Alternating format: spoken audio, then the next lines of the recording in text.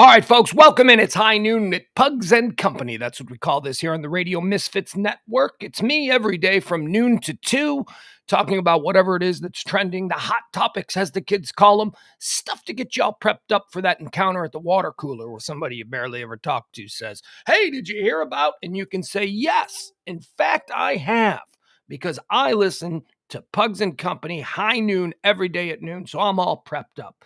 Let's bring into the show a regular with us here. He is Uncle E. Can't call him sunglasses because it's not nighttime. He only wears, just like Corey Hart, he only wears his sunglasses at night. Welcome to the show, Uncle E. Well, thank you, sir. Also, we have a bit of a surprise here in our topics-driven noon segment. We're going to have James join us for a little bit. He wants to pop in today. I guess he's got a little free time. James Parker, of course, from New Orleans, joins us every night on the Pillow Talk edition, where it's a three-man, more relaxed, more zany, more wacky kind of a show. We do less topics, more casual conversation, that sort of thing, fun stuff. That happens every night here, same time, same place, not same time. Sorry about that. Shouldn't have said that. That was programming. I just not even thinking about what I'm saying. That happens every night at 10 p.m. here on the Radio Misfits Network. What's happening with you today, E? Well, I'm trying to stay up on all the latest and greatest in the Petito case. Yeah, anything new? First of all, anything new? I mean, Well, I did hear some new stuff this morning, things that, they're, I guess maybe we hadn't heard yesterday. Dive teams right now are searching for Brian Laundrie in the Carlton Reserve. Okay, so they have some reason to believe that he may be in the drink, as they say, gone from this plane of existence and in the drink. Or he's, taken to living underwater. I don't. Yes, you're right. I suppose there is some slight possibility that he has gone slightly amphibious and developed gills and the ability to breathe and or maybe breathing through a bamboo. He's down there taking breaths and kind of spitting up. I don't know, like some Vietnamese insurgent back during the war. His Pinterest account evidently has some interesting information on it, according to Kayleigh McEnany from Fox News. Oh, okay. She said that there's something that says "you won't find me" on his Pinterest account, and there is a inscription on a tombstone that says "my baby." What is that? What do you mean, a tombstone? Well, Pinterest evidently you can't post, so you can just like put different images on your Pinterest account. Man, I don't even know what Pinterest is. Yeah, Pinterest I got an account, but I didn't do anything with it because I found out it's pretty much a chick site. I consider Instagram and Pinterest to be younger, not Pinterest younger. As a matter of fact, a lot of crazy aunts and Karens, I assume, are on Pinterest. But I think of those as not for me, not middle-aged white man, just not for me. It's I'm a Twitter, Facebook, YouTube guy. When I think of Instagram, I think of younger people and women, and when I think of Pinterest, I think of women of all ages. Yeah. So the Pinterest thing, I'm not. Hey, James. Hi, James. There he is. That's hey, we're doing the wave, and that's James down there. We're doing this now. This is our new thing. Look at him. Yeah, He's the Brady Bunch. Oh, there we go. The Brady Bunch. Did I have that right? Yeah, I had that right. And then you're over there. Okay. And that's James's bit. I got to give him credit for that. He started doing that yesterday, and it finally made sense to me. Well, in all due respect to me, it wouldn't have become a bit had I not noticed and mentioned the Brady Bunch, and then we all started doing it. But yes, it was James who originally. I see. Wrong way, right way. I see you. Okay. All right. Stop laughing and tell me about Pinterest, Uncle Lee. So the Pinterest thing, Kayleigh McEnany made the mention about it. So I know the wife has Pinterest, so I had her get, and I have Pinterest, but I don't know how to use it really. So I had her get on there, Evidently, he's got 2,200 followers, and he has about 17, I think it's like 1,600 pins, like which would be the equivalent of a post. And so she scrolled through, I guess close to all 1,600 of them, and she found out that she had a couple pins in common with him. Like he's got pins of his van, like people, they post how to redo vans and stuff like that. Evidently, there's a couple pictures of his van. And then he's got a post of a old school TV where you take the tube out and you turn it into a cat bed. And so for some reason, she thought that was cool too, and she pinned it. And so the two of them have the same pin on Pinterest. Look at that. James Walker. I'm sorry. I'm watching Amara Walker on CNN. Wouldn't that have been Walker, not Walker? What's that? I said, wouldn't that have been James Walker, not Parker? No, I was trying to say James Parker is with us, but at the time I was looking over at CNN's Amara Walker, who is one of my favorites. She is so pretty. She's doing an update on the Petito search. They've intensified the search, according to CNN. I guess where are they looking? Carlton Reserve again. Carlton Reserve, and they've added divers. Yeah, they've added divers to the search team. Yeah, but if you're going to go on the lam, would you really go camping in the only ecosystem on planet Earth that has both crocodiles and alligators living side by side?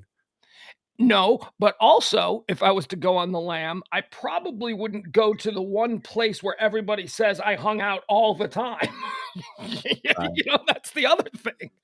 I still think that the Carlton Reserve was a deke. I think he left the car there on purpose to make the police and all the search teams think that he was there. It's like 24 quadrillion square miles. It is massive. He knew that if he put the car there and they thought he was in there, they would, be scouring that place for weeks and weeks. Now, earlier in the week, the police seemed to have begged off of that and decided, okay, maybe that was a deke. Maybe he went in the other direction. But now they're back. So who knows? Some other weird things that they said that are going on. Okay. The parents evidently have went on a bike ride. Mm-hmm. And then the parents cut the grass at the house. Okay. All right. The parents are doing parent stuff. Who would cut the grass or go on a bike ride if your kid was suspected the way that he suspected? Wouldn't you kind of feel like odd being out of your house and being in public? Well, yeah, absolutely. But I think, there is a defiant streak in human nature where when you are expected to do one thing by everybody, I'm going to show them that they're not going to make me a prisoner in my home. Let's just act like everything's fine. But honestly, if my son was embroiled in this kind of situation, a global, the whole world is, I guess it's just America, but it is an international story. I mean, we're following the coverage by the British papers who are all over it. So that means the people over there are way into it. Exercise would be the last thing that I would want to do if my son was missing. And I would be a basket case. I'd have tinfoil over the windows. I'd have blackout curtains. I'd have the only person that I would be willing to talk to would be the Grubhub guy. That is it. That is all I would do. So it is a strange yet predictable aspect of human nature where when you are in these kinds of situations, you may defiantly try and prove that you are not going to be, my life is not going to, I am not going to be a prisoner. So maybe that, for a fact, they did all that stuff. Because I got to tell you, if this is going on, my emotional condition is not going to allow me to go on a Florida bike ride in September with the humidity and yeah, but what are you going to do? Cry for 72 hours straight? No, not cry. No, but you're not going to see me. I'm hiding away. I'm not going to give you any grist for the mill. But also think that we now know that they were participating in a head fake. And so Whoa, stop. What do you mean head fake? We know. You said you made some declarative statements there. What do you mean we know? We know that they were participating in the head fake. We know that they were delaying letting out the knowledge that Brian is gone. So, cutting the grass, the grass is getting kind of long. So sure am acting normal. Sure am, going on about my business. Not like when my son is on the lam headed to Mexico right now in an unknown car. You know, the cutting in the grass is also another tell that this is not the family that you wanted to be in if you needed to leave the country because you were being hunted. I said these are like blue collar, middle class people. Yeah, rich people don't cut their own grass. If dad's out there cutting the grass, that means he can't afford the $25 to have the neighbor kid do it. Well, I don't know. And then Nancy Grace, just following up on all the research that, or the TV watching I did. Nancy Grace is going on and on about she'd like to know how the body ended up where it ended, because evidently there is a river between the road, the woods, a river, and then the flat field. So if he drug her, say, possibly from the road through the woods, through the river.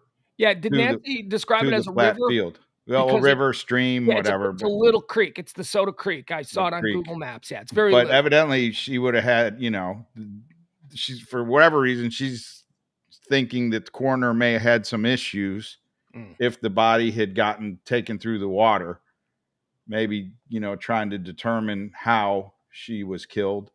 There also is a report that there was a memorial of stones located where the body was, and some people are suspecting that maybe he did that because the body was found and nobody, they are thinking, has been able to get to the area where the body was, because the police would have had that partitioned off. Let me ask you something. The memorial of stones and him posting something on a gravestone, my baby or whatever. Do you two make any sort of distinction between someone just snapping and going crazy and someone who's just like a mean guy who's willing to kill to get what he wants? An otherwise sane person who's just got that killer streak in him. Do you make any kind of distinction here? Because I think you say that.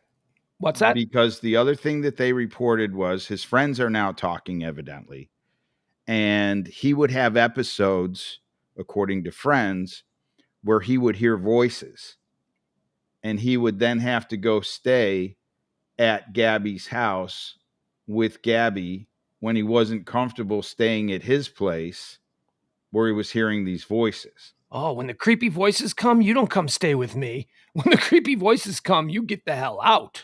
Y'all don't have voices? No, James, we don't. Tell me about yours. So they mentioned that. And then final thing that I can add, John Rich, you know him, the singer. Big and Rich. Big and Rich. So he was on, and he said, what are you watching? The Tonight Show with Jimmy Fallon? Where is this? Where's John Rich showing up to give Fox News? There it is. That Garth Brooks unavailable for comment. Yeah, he's on Fox News with he was on the Faulkner 5. He was one of the 5. With the flag behind him.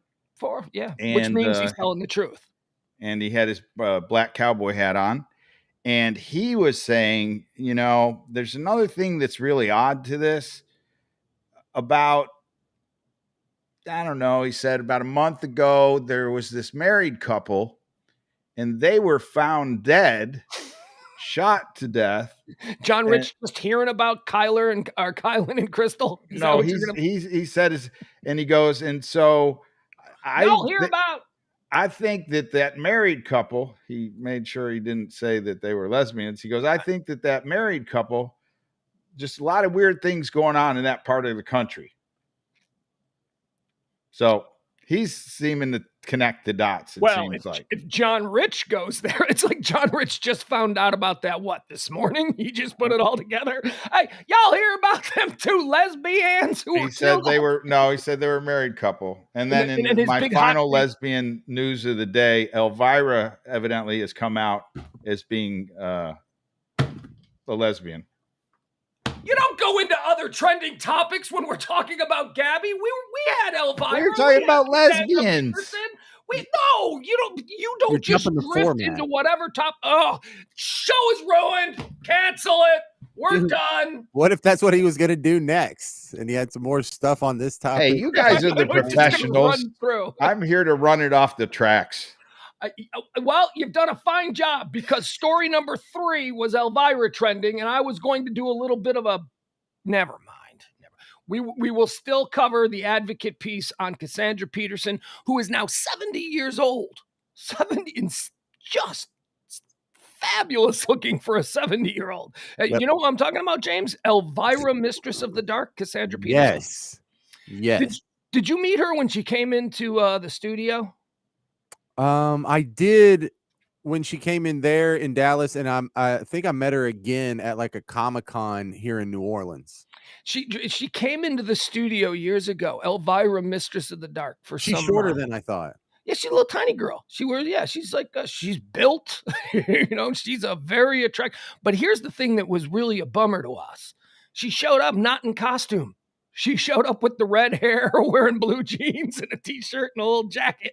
We're like, you're not Elvira. And we kind of, you can't blame her. She can't put all that makeup on and wear it all day long. She's to be on the radio. I know. And it was probably our job at that point to pretend like she was dressed like, but we couldn't. We were just angry. I remember meeting Elvira here, and she was at the Comic-Con, and she was all done up.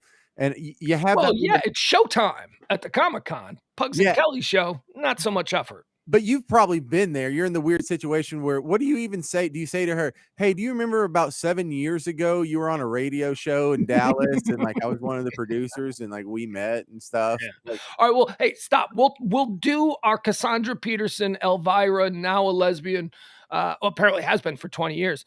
And I saw a funny tweet. Somebody said, anyone who's shocked that Elvira is a lesbian has absolutely no goth or horror movie fan friends. And I'm like, I know. I always assumed there was something going on there. That's a very weird sort of subset, interest, I guess, subgenre that people are into. And sexually speaking, they're all over the map. Those people who dress up. Do you remember we used to have? Are we saving it or not? Yeah, I guess we're saving it. See, this is what you did, sunglasses. That's Uncle Lee's nickname for the nighttime show. Sunglasses. Look, he's not wearing sunglasses. Totally. Now I'm totally taken out of nighttime. I wear my sunglasses. That's backwards. You're supposed to wear them during the day. Well, who said I'm straight? All right. I'm backwards.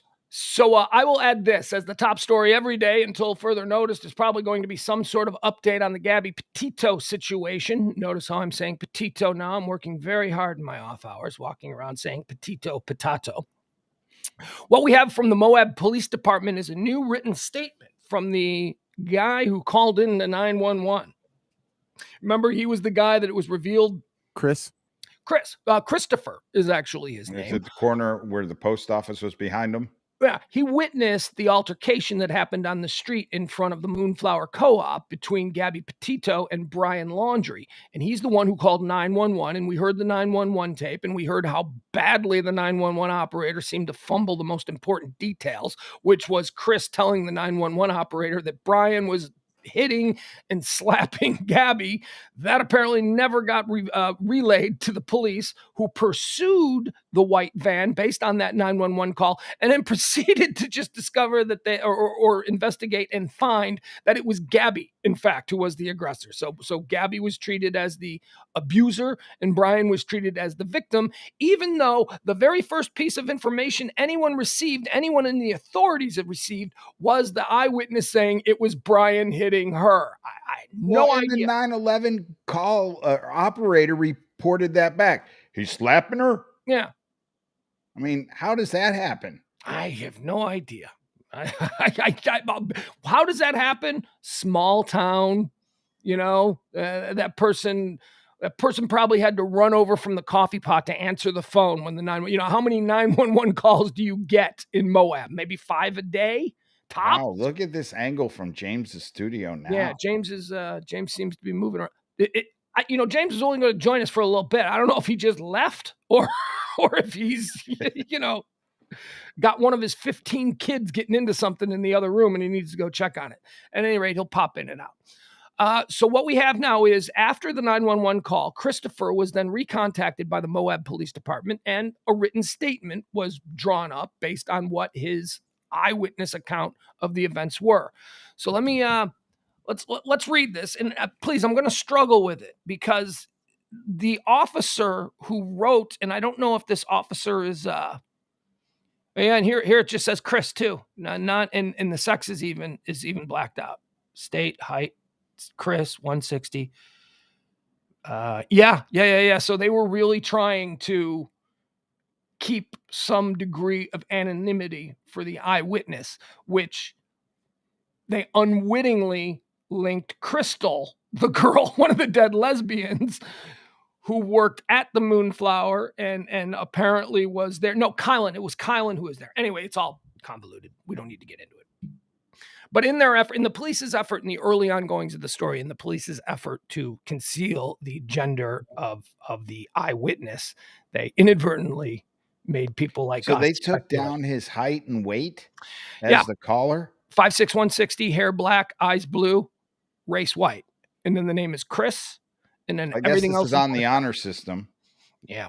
All right. So here's what the police officer was told when Chris gave a written statement as to what he'd seen between Gabby Petito and Brian Laundrie. And again, bear with me because this officer has absolute horse garbage handwriting.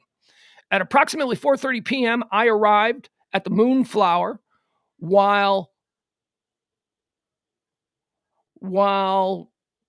sitting on the south side of the street. I observed a man. Okay, so this is Chris. This is the eyewitness. This is his account. And it's written by a cop who can't write.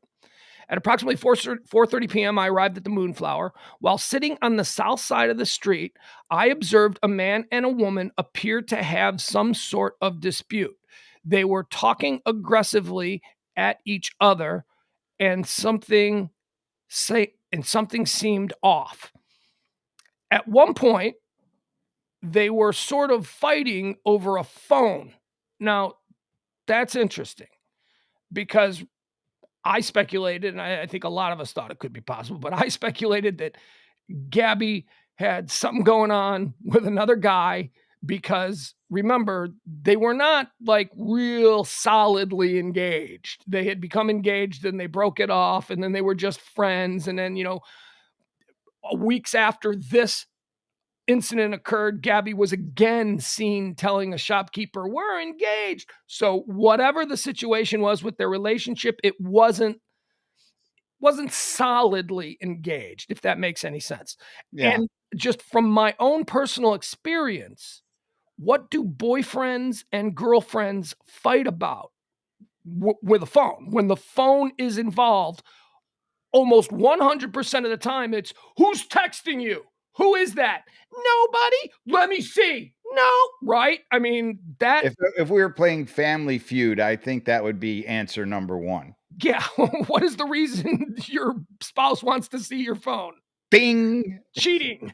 Right. Yeah. And I think that would come up there. The other thing that I thought it was after that, if it wasn't that, remember how kind of he was irritated that she was doing this blogging and they were at the Moonflower Cafe from 9 a.m. till 3 p.m. Yeah, he was irritated because he wanted to get on the road and she was taking too long to update and edit her videos. So you take the phone away from her. You're like, okay, you've been doing this now for 6 hours. Give me that damn phone. We're not going to make your blogging any better. Yeah, but she wasn't doing that on a phone. She was doing that on a laptop. She was using the phone with pictures and loading stuff. Yeah. Wow, but I mean, okay, I see what you're saying. Maybe that was just a way to get her to get on the road and all that. But I'm telling you, I don't know. I think some dude sent her a text. Hey, girl, how's the trip?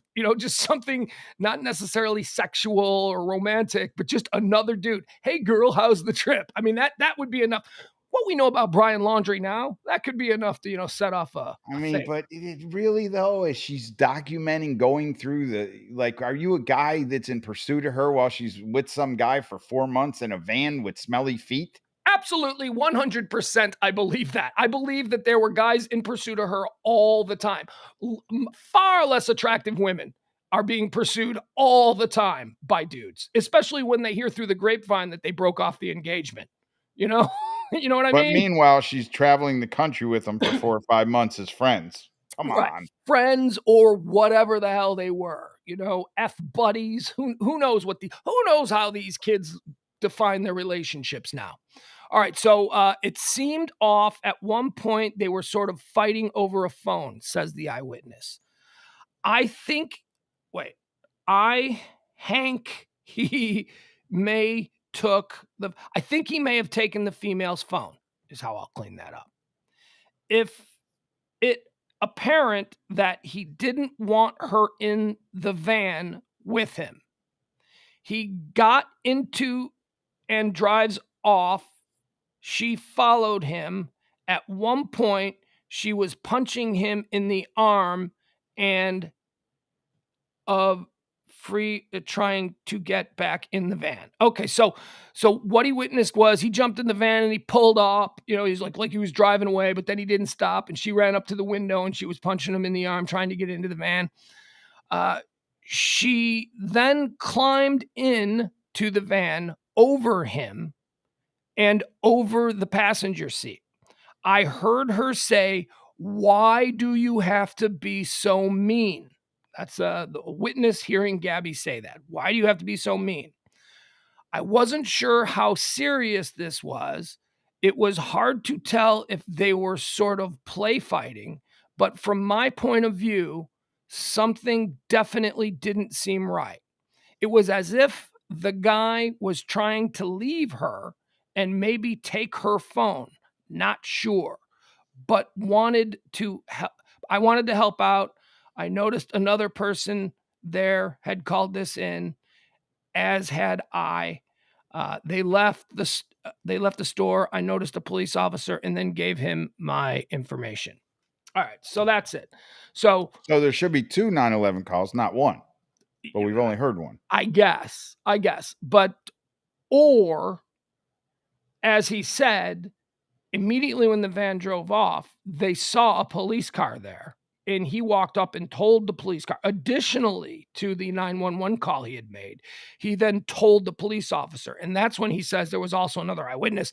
So maybe that guy also just told the police officer what he saw instead of calling it in. You know what I mean? Like, I wouldn't call it in officially. You know what's interesting here? How many minutes from his 911 call to them getting pulled over on the highway and the body cam footage begins? Yeah, they said that they had only made it 3 miles from the Moonflower. So however long that takes. Okay, so it could have been 3. Well, they were going 40 miles an hour, and they said the speed limit was 15 miles an hour on the street that he was on. So did that street look like it was 15 miles an hour? There were trucks whizzing by and motorcycles whizzing by. Unless that was a side street, maybe. Yeah, it must have been a different street or something. Yeah.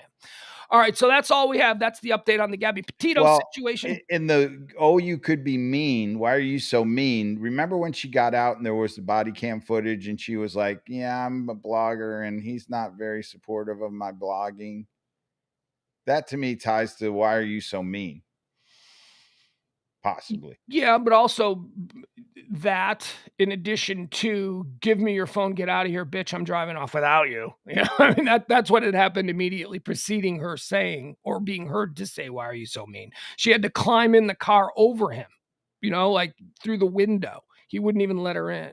But yeah, it sounds to me like he was mean a lot. It sounds to me like he kind of controlled her mentally through, whether it's just humiliation or lack of support or criticisms. I mean, I don't know about you, but I've known guys and girls who are in relationships where, actually, now that I'm thinking about it, it goes both ways. I know one instance in high school where the boyfriend was he tried to control her mind by making her feel like absolute garbage, by only criticizing her and only making her feel unworthy of anybody else but him.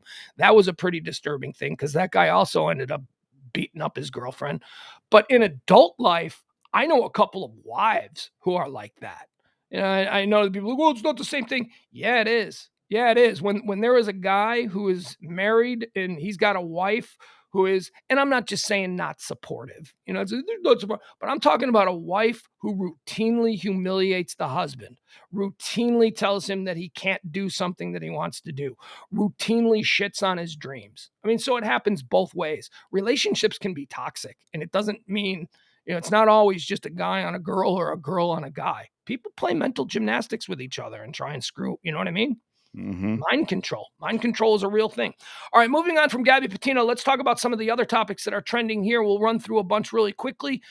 Let me see. What is first and foremost? We did Gabby. We talked about her. Hey, here's the thing. Happy first day of fall. Ta-da! Well, the temperature seems like it got in sync with the first day of fall. Oh man, when I walked outside this morning. It was the first time since I've been living here where I opened up my door and wasn't immediately hit by a blow dryer of hot air. It was actually cooler outside, and maybe still is right now, than it was with the air conditioning that I had on last night while I was sleeping. The air conditioning's off.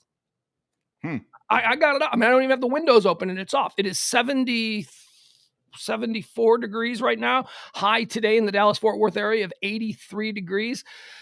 But it's going to be back in the mid-90s by the weekend.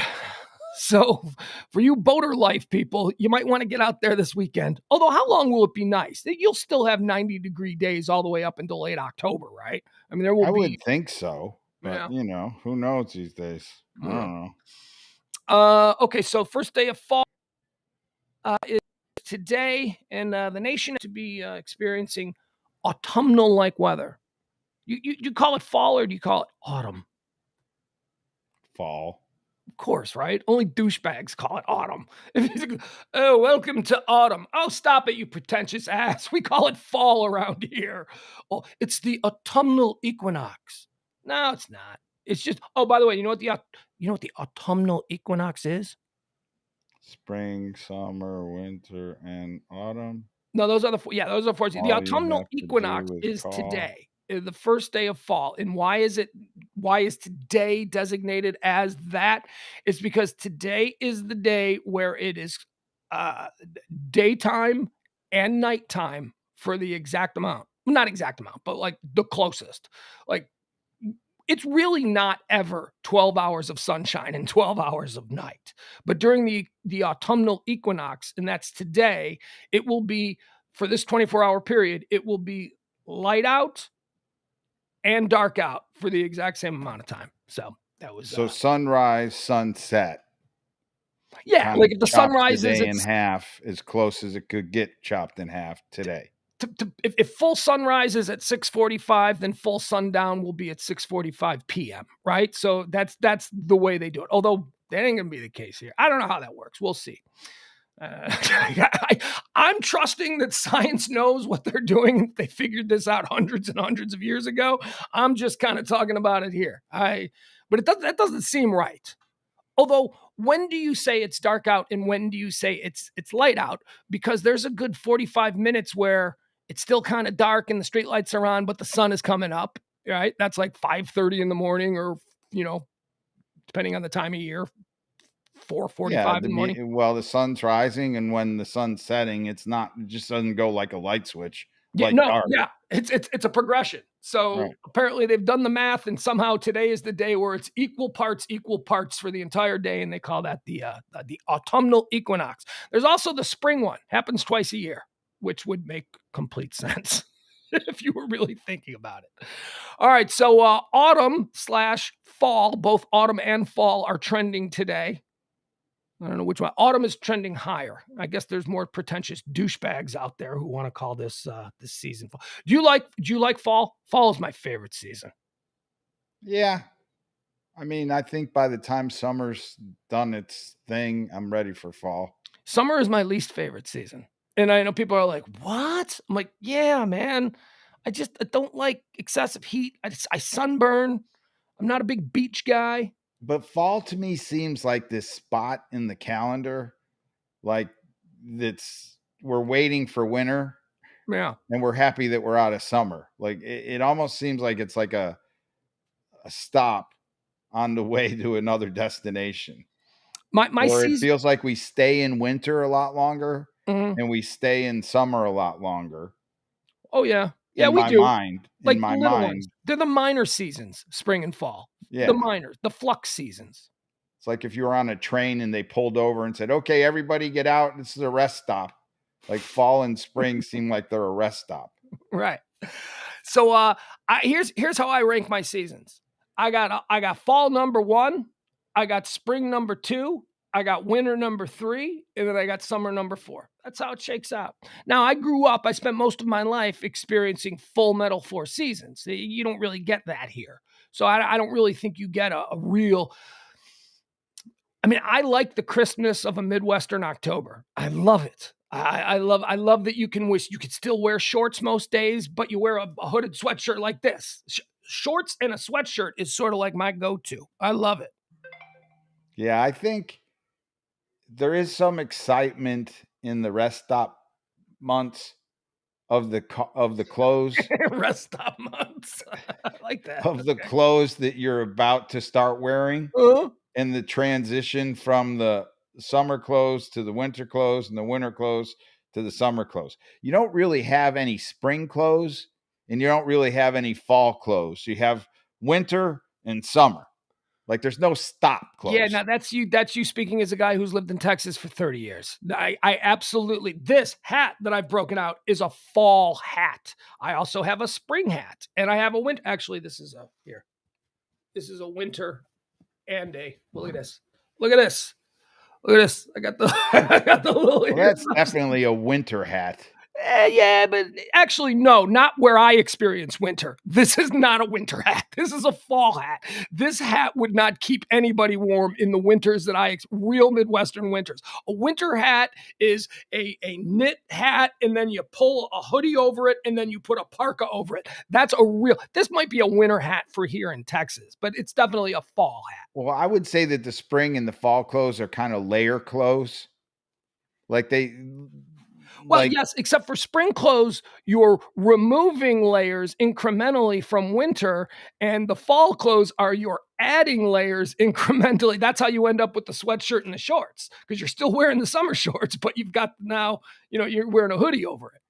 Well, but a lot of times, don't you put like your summer version of clothes on, and then in the fall you put your winter layering version on.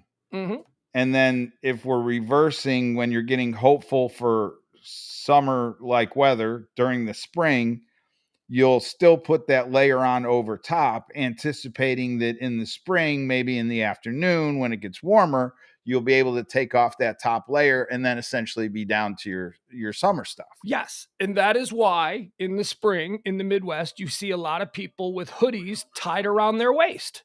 Because you wear a t-shirt under your hoodie, and when you leave in the morning, you've got the hoodie and it's zipped up. But then by 1 o'clock in the afternoon, it's a little hot for the hoodie because it's spring and it's going up into the 70s and 80s. And that's when you remove the hoodie and you tie it around your waist. That's a very common look. But in your closet, the hoodie is designated to the winter clothes, and the t-shirts are designated to the summer clothes. I don't have a stop for my fall wardrobe or my spring wardrobe. It's just winter and summer. I'll point out that's because you've lived in a place for 30 years that does not have fall and spring the way most places do.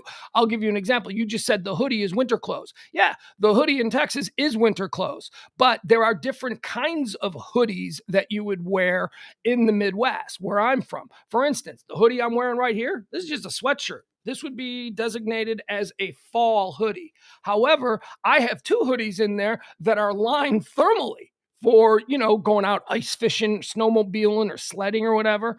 When you have kids or when you're growing up, you get the differences in the hoodies, because there are absolutely hoodies and I guess I even have a couple of hoodies that could be summer hoodies. They're just t-shirts with little hoods on them. You've seen those? That was those are, I don't know, like those are California clothes. Yeah, I don't even consider those absolutely like anything that you wear. Yeah, it's like surf wear. Yeah. So anyway, it is fall. I love fall, even though I wasn't a big fan.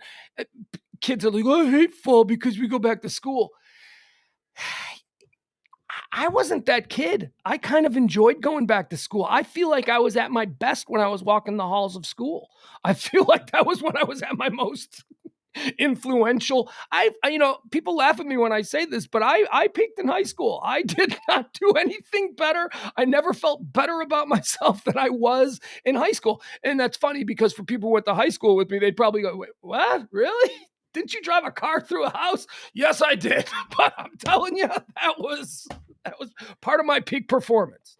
So I never despised the fall. The way in football season is in the fall, Halloween is in the fall. There are smells, burning leaves everywhere, as opposed to that chemical mosquito spray that you have to put up with all summer long when the truck comes through your neighborhood. Spraying that gas that just makes everybody gag. Ugh. So, I just love, then you got the, you start baking again. Like people start baking in the fall. They start not baking, baking. You know what I mean? Like there's muffins and cookies everywhere and people start making the chili. Pumpkin spice. Screw that. That's not a real thing. I hate this pumpkin spice thing. First of all, pumpkin is such a bum fruit. If we were going to make a list of the worst fruits going, pumpkin would certainly be somewhere there. It would be somewhere at the top of the list. Nobody likes pumpkin. And with pumpkin spice, that's not pumpkin. That's just like nutmeg and something else. But you're calling it pumpkin spice because you're trying to move mass quantities of that garbage during the fall pumpkin season. Are you in the... I remember when I was a kid, I thought like the worst holiday was Thanksgiving.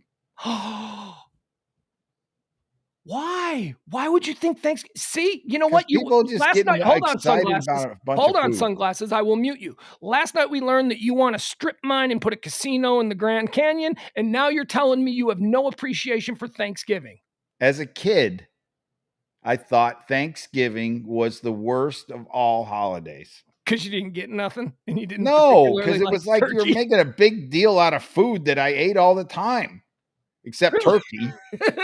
Yeah. I mean, turkey and stuffing, like, okay, if you grow up in an Italian family, you're getting fed all the time. Like, okay, so we're going to eat extra on Thanksgiving? Yeah. Just we're eating turkey. The thing, speaking of Italian families, I had a friend who was hardcore Italian. And, his dad had a questionable job, if you know what I mean. But they were hardcore Italian. Oh, they all? Yeah, and on the south side of Chicago, they do, yeah. And after Thanksgiving, his mom made this. First of all, they had a big Italian family with like 5 kids and, hundreds of relatives, and they'd always host Thanksgiving. And so that was the house you'd go to.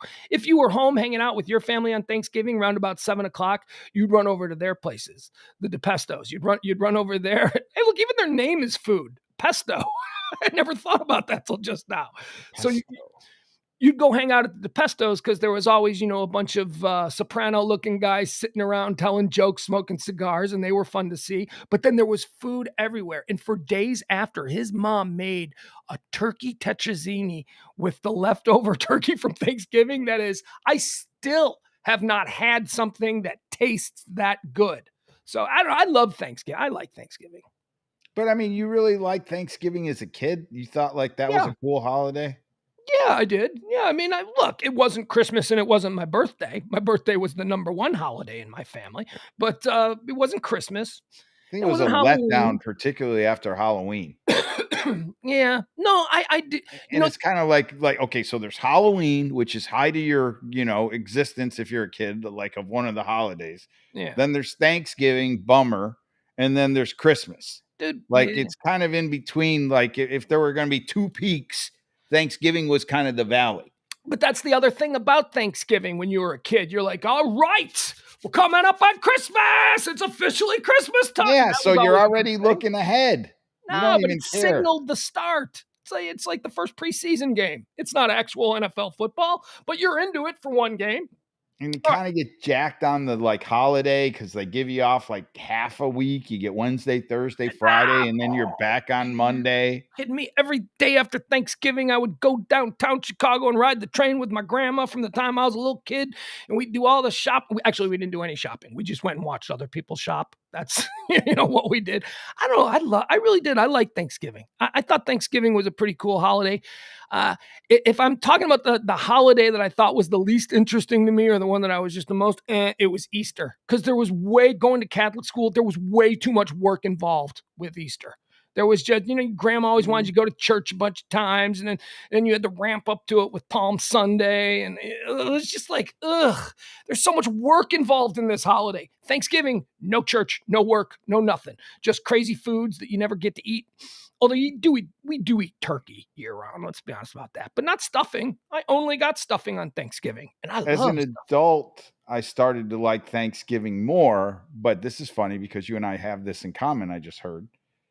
Because after Thanksgiving, the RSNA convention, Radiological Society of North America, would be held in Chicago at McCormick Place. Fun. So when I had the MRI centers, every year, right immediately after Thanksgiving, I would go to Chicago. And you're right. Chicago, after Thanksgiving, everybody downtown shopping in those 3 streets, the Mag Mile, State Street. Yeah. Booming. I mean, that was cool as a kid or as an adult. But maybe if I was there during a kid, that would have been a little bit more fun. Exciting. Yeah. Because here it was kind of anticlimactic. When you're a kid growing up in Chicago on the south side or in the near south suburbs or whatever, before you're able to go and get on a train by yourself around 13, you only hear legend of downtown. You don't get to go down there. You can see the Sears Tower in the distance, but when you're 8 years old, you don't get to go there. So that was always something that I really loved. That was always, and it was me and my grandma. It was pretty much the only time that me and my grandma had where it was just our stuff. We had a lot of grandma secrets, you know? Okay. So just paying attention to breaking news right now, it appears like they have really ramped up the number of ATVs in the Carlton Reserve. They're looking for them. Showing a video here, and there were at least 6 driving down the road, and they brought divers to the Carlton Reserve. All right, we will give you any and all updates. You got the big screen TV there, so you're going to see it before I will if anything breaks. Okay, so also trending today, we were just talking about this very subject. Chicago Henge is trending today in conjunction with the fall and the autumnal equinox that is occurring today. Now, do you know what Chicago Henge is? Not a clue. Yeah, obviously it's a play on Stonehenge, which Stonehenge was built for the equinoxes, so the Druids could, worship the equality of day and night, or whatever the hell that was. So Chicago Henge is a new thing that I've only started hearing about within the last maybe 15 years or 20 years, but it's something that especially artists, photographers, creatives, specifically artists and photographers, have really popularized in the city. And what it is, well, here I'll read what it is. It's trending at number 4 now, which is down from 2 when I first signed in. All right, Chicago Henge. So here's what it is. Twice a year, in time with change of seasons, an astronomical event called Chicago Henge sends startling views of the sunrise and sunset between downtown Chicago buildings. Described by the Adler Planetarium as a celestial phenomenon, Chicago Henge, happening this week, marks the point when you can see the sun rise or set directly between all the buildings and east-west street-facing streets. According to the experts at Adler, the best time to view Chicago Henge is around sunrise or sunset. Finding a place to spot Chicago Henge is a no-brainer, according to the Adler Planetarium. Simply find one of Chicago's east-west facing streets, plop a seat, and enjoy the view. Why is there a Chicago Henge? Adler credits Chicago's perfectly lined grid system, which I always brag about whenever you and I get lost somewhere. Whenever we are driving these crazy roads that make no sense in Plano or whatever, I always go, you need a grid system. You could get anywhere with a grid system. Which is why I maintain you're a bad guy to take directions from when you're in the car in Texas. Because you assume everything is going on a grid.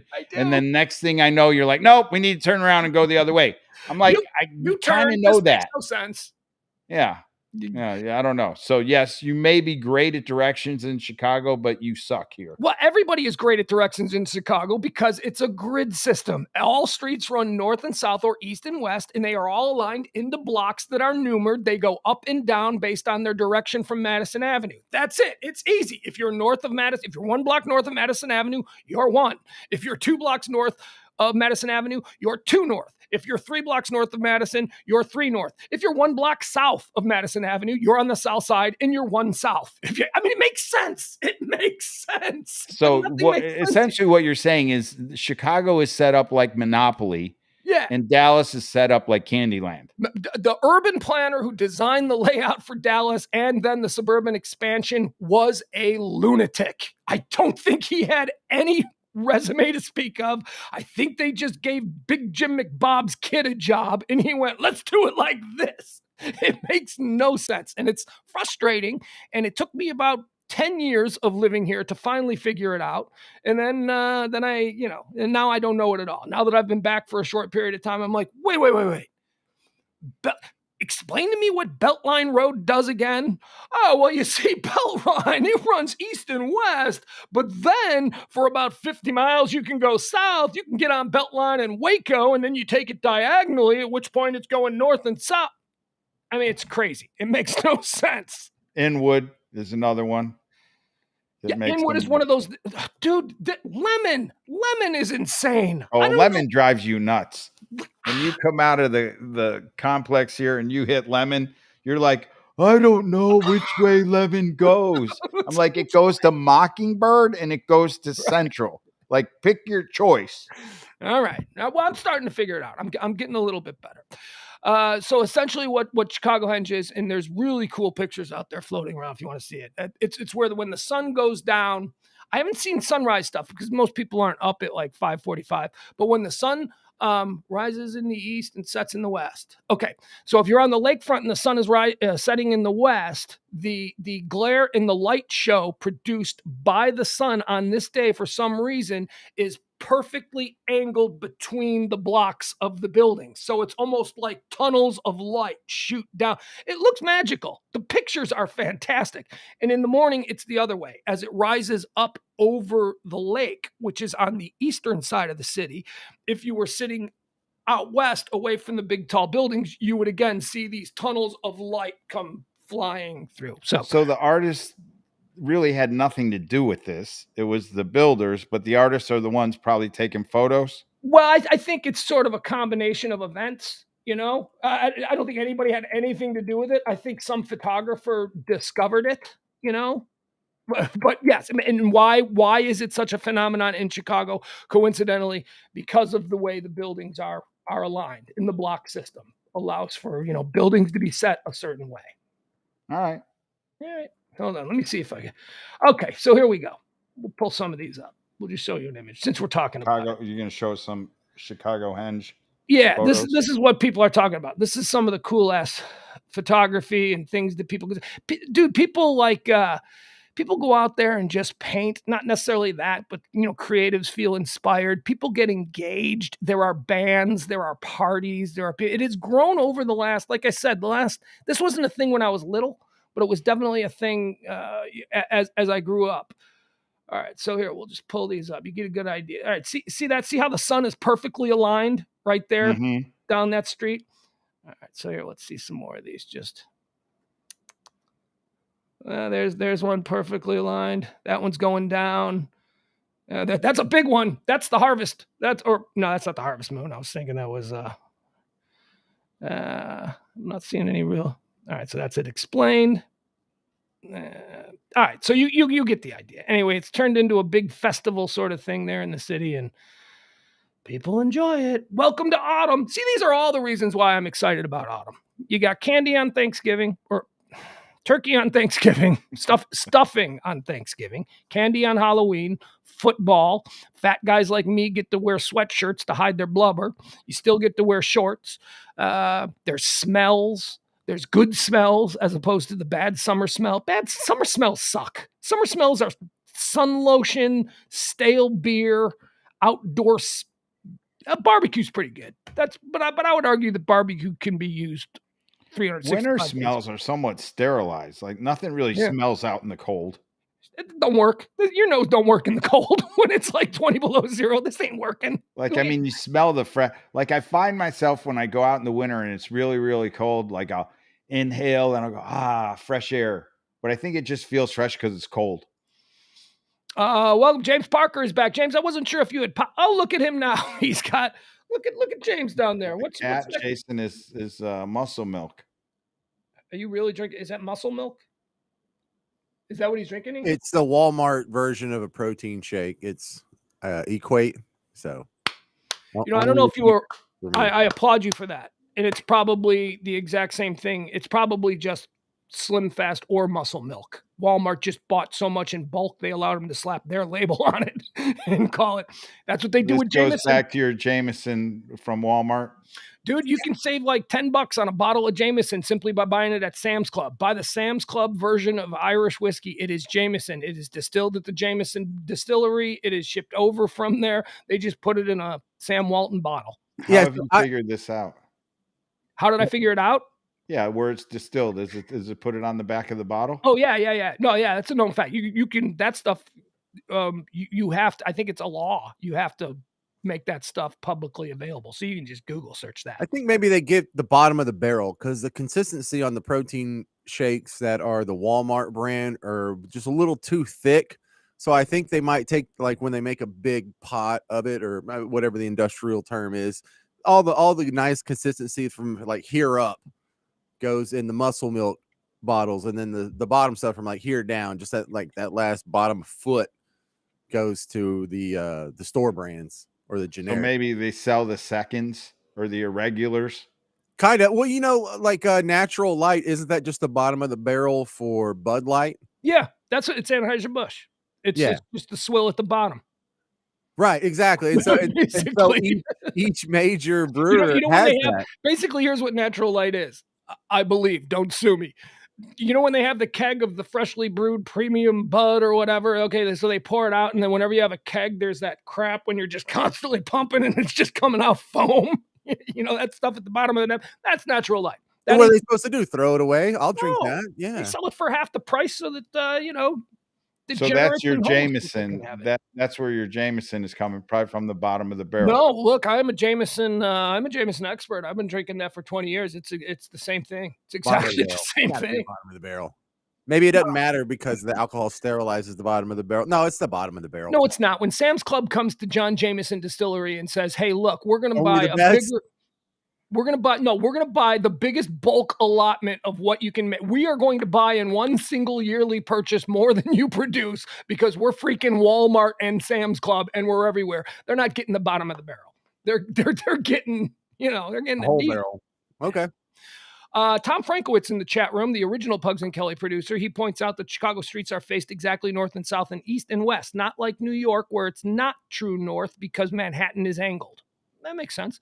Ross in the chat room says, Laura Miller, I blamed, I don't know if you were listening for this, but I blame I said that the person who designed the Dallas and suburbs and expanding suburbs of Exurbia for this area was a lunatic with absolutely no urban planning experience and probably just the son of some rich guy who needed to get his dirtbag son a job. And he went, I'll design the neighborhoods because streets make no sense here. Ross Rubio points out that Laura Miller designed the DFW transportation infrastructure, which I applaud.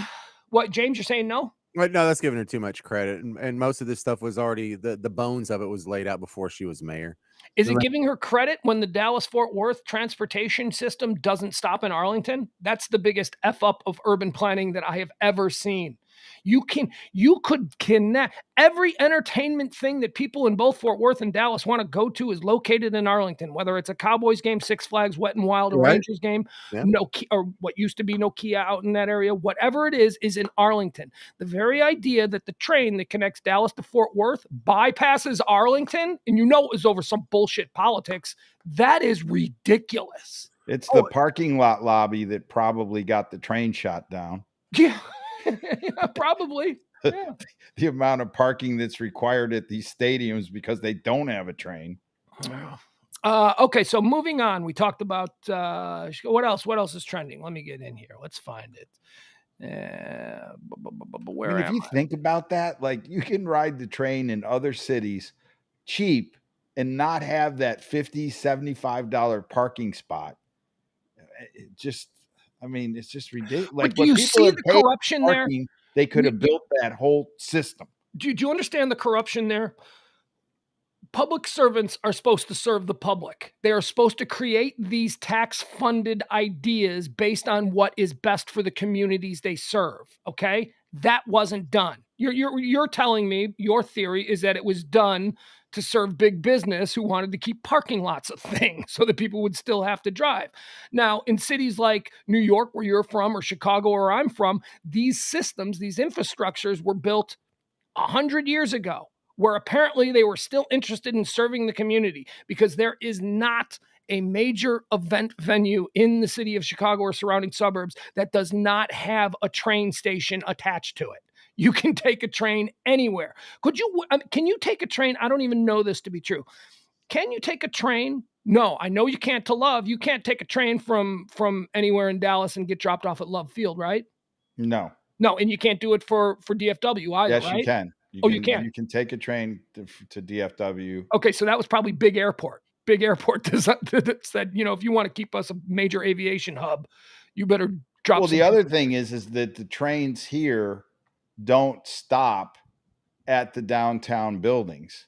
The only one that they stop at a few of them on the line, like on Ackerd, but City Place, which is where 7-Eleven was built at one time, Southland was over there, that has an underground train that pulls up underneath it, but there aren't many of them, with the exception of, the downtown, that the buildings are connected to the subway system. Whereas in other cities, that's a main way to get people to your building and to work and home. I mean, the other thing that's kind of along that line is the tollways. If you want to get to North Dallas, the way that you're going to get there most often, fastest, most efficient, is the tollway. Not me. I haven't driven the tollway once since I've been here. Yeah, but why? Well, because finances. My kid lives off 75, and that's the only reason. But a lot of people will avoid I'll avoid it if I don't. Yeah, you're right. I've got the time. They're gouging you for every nickel and dime. Anywhere you want to go, you live in this area, in Highland Park, Park Cities area, and you want to go up to Addison to have a nice dinner or go to the Improv or something like that. Yeah, you almost definitely have to pay whatever it is now to travel 5 exits. Yeah. What are you gonna do? That's why you stay in the bubble. Man. Yeah. Maybe if we had state taxes here, we'd have better infrastructure serving the public. But that's another topic that I don't want to get into. That's a can of worms that yeah.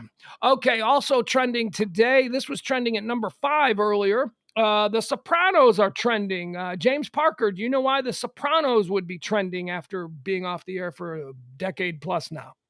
They have the prequels that are. Hold on, stop. Adam Marina, it's $175 one way, you cheap asses. When the rest of the country pays nothing because it's in the best interest of the community, that's bullshit, okay? Just because you've been conditioned to accept your ass raping doesn't mean the rest of us don't have to point out that it isn't right. Thank you. Go ahead, James. Well, he's an Uber driver. I know.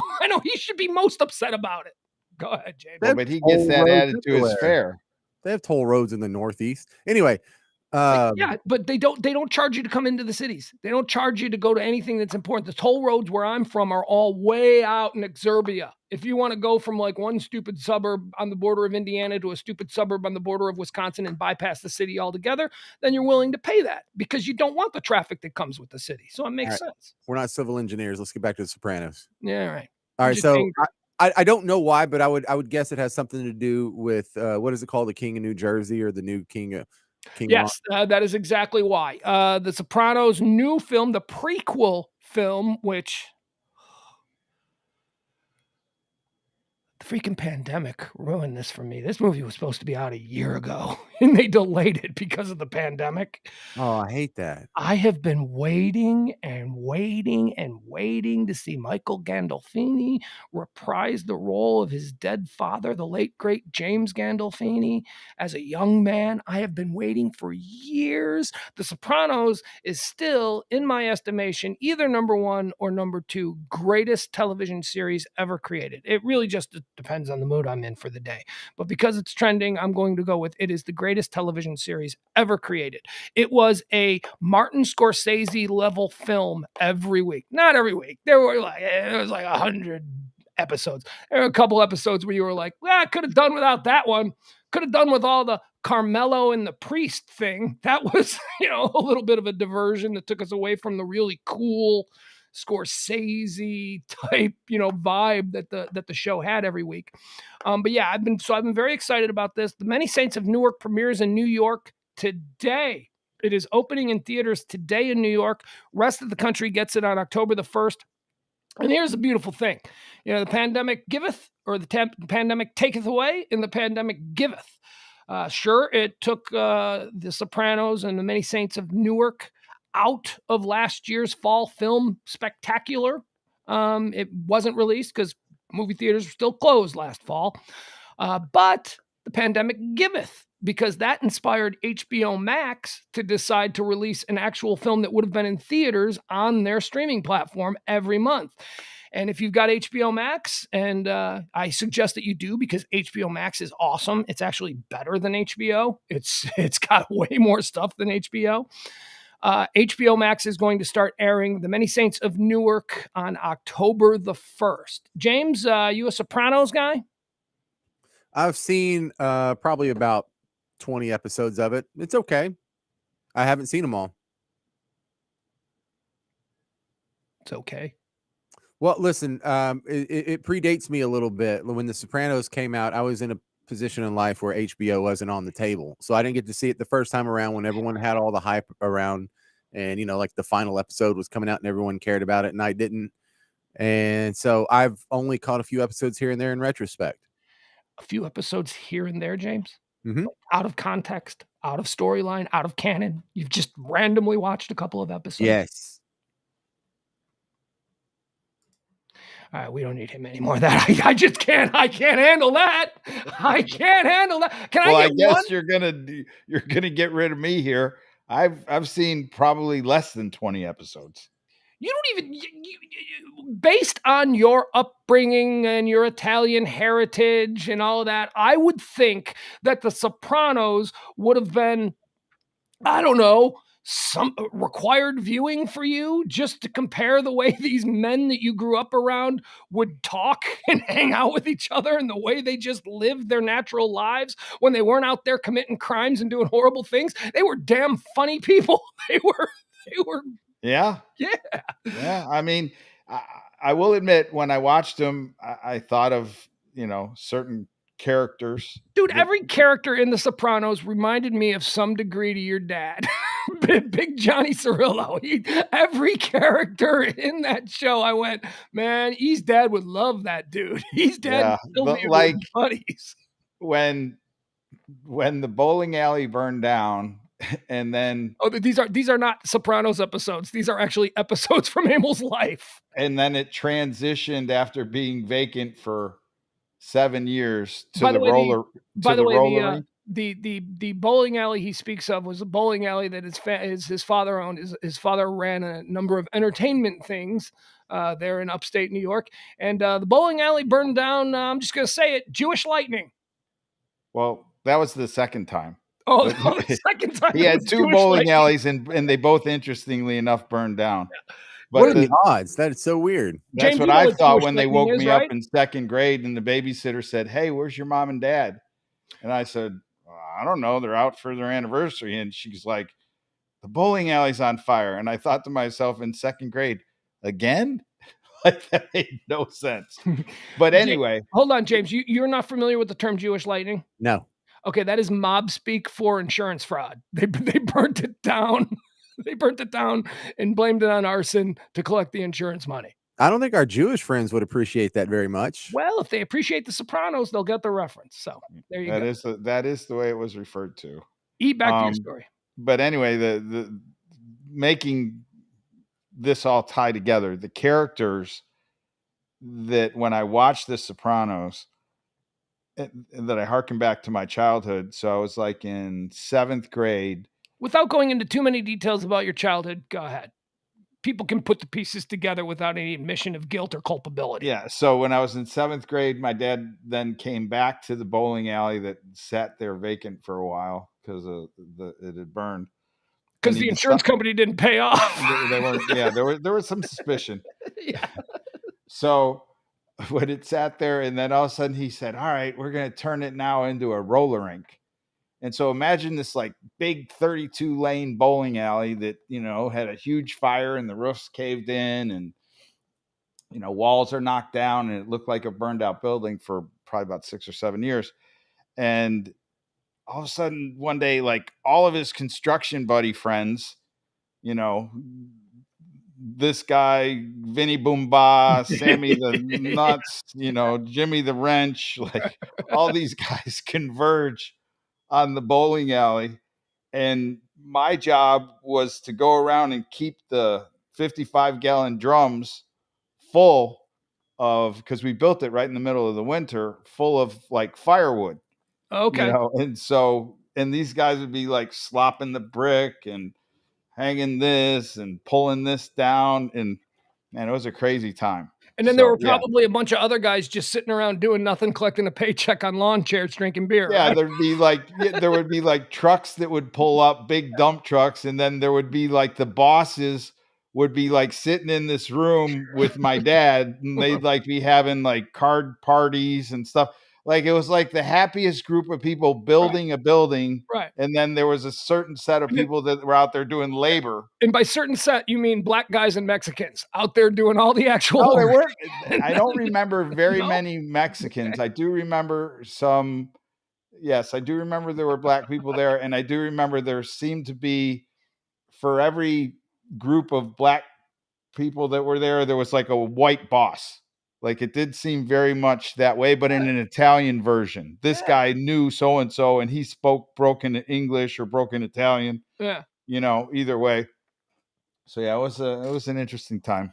April says, I was poor back during The Sopranos and haven't seen it. I finally binged The Wire 5 years ago, and I still can't get over how good that show was. Yes, The Wire is also very good. I can't imagine what you're going to say when you finally get around to binging all The Sopranos.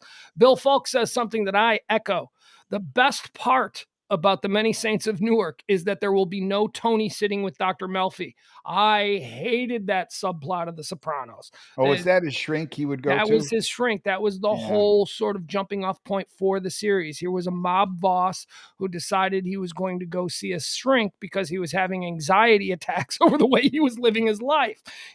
Tony had this beautiful suburban wife with a family and wife, and they all in the neighborhood, went around like they were upstanding members of the community. But then Tony was out, with his Russian model Gumaz and killing people and, calling out hits and going into gang wars with the families in New York. And he couldn't sort of rectify those two styles of life, and he began having anxiety attacks. So he went and did something that is a cardinal sin in the world of the mob. He decided to go get some therapy and talk to somebody about it, and that was Dr. Melfi. And Bill, you're absolutely right. Here's a pro tip for those of you who want to re-binge The Sopranos, not people who haven't seen it. If you haven't seen it, you gotta watch the Melfi stuff, because it provides all kinds of exposition for the character and explains why Tony is the way he is. But if you are re-binging it, as I have numerous times, I've probably run through the whole series 3 or 4 times at this point. If you're re-binging, anytime he's sitting with Dr. Melfi, fast forward through it. Just get to the crime stuff. Just get to the fun stuff, and trust me, you'll enjoy that. So I was thinking, we have the ability to do this. I mean, we see everybody doing, Barstool does it with every football game and all of that. We should do a watching party on Friday night, October the 1st, for the Many Saints of Newark on HBO Max. A lot of people have HBO Max. A lot of people are going to be able to watch it in their house. Why can't we set up in the big house here at the 1%er compound, and we aim the cameras at us sitting on the couch watching it, and it's just sort of like a riff tracks, or more to older people, Mystery Science Theater, where we watch the movie and we drink and we eat and we make fun of and we ask questions and we talk while the movie's going, and people at home can join us by clicking onto the channel, and they can watch us watch the premiere of the Many Saints of Newark. The only hitch in that, for me personally, is that I really don't want anybody ruining the experience for me. When I think about how long I've waited for this movie, I want to be alone. I want to be able to pause it. I want to be able to jump back and see scenes again if I need some clarification on something that's going on. For those of you who don't know, The Many Saints of Newark is a prequel series to The Sopranos. It's not a sequel. It's not, here's what happened after Tony was in the diner and Journey song came on. Oh, by the way, the pool guy's here. Do you have the dog under wraps? Yeah. Okay, good. I put the dog doors in. Okay, good. And it's nice to know that I'm not going to have to go down there and skim the pool right after the show, because he seems to be doing that now. So this is a sequel series, and it begins in the late 1960s. And what's interesting about The Many Saints of Newark for people like myself who are fans of The Sopranos, there were nothing but dudes sitting around on The Sopranos talking about stories from the old days, names, characters, the entire crime family, the North Jersey crime family, the DeMeos. The Sopranos series started just after the DeMeo crime boss was sent to prison. So it was about the fight for power of the DeMeo crime family, which would eventually become the Soprano crime family. So we are going to actually get to see Ray Liotta plays Old Man DeMeo back in the 1960s. And of course, James Gandolfini's son, who is now about 20, 21 years old, the kid who found his dad when James had the heart attack in Rome. How sad is that? Michael Gandolfini is now an actor, and he has been cast in the role to play teenage, young 20s Tony Soprano, while Tony was, as they say, making his bones, working his way up in the DeMeo crime family, and at some point became one of the DeMeo's fair-haired boys, the heir apparent type. So we get to see the way Tony became Tony and what he was like as a teenager, which, if you believe any of the stories you've heard during the run of the Sopranos series, there's going to be some great scenes, because Tony was legend. Tony, remember when you were 18 years old and you busted up Big Vito's card game? So we're going to see all of that stuff. So as a Sopranos freak, I'm very excited.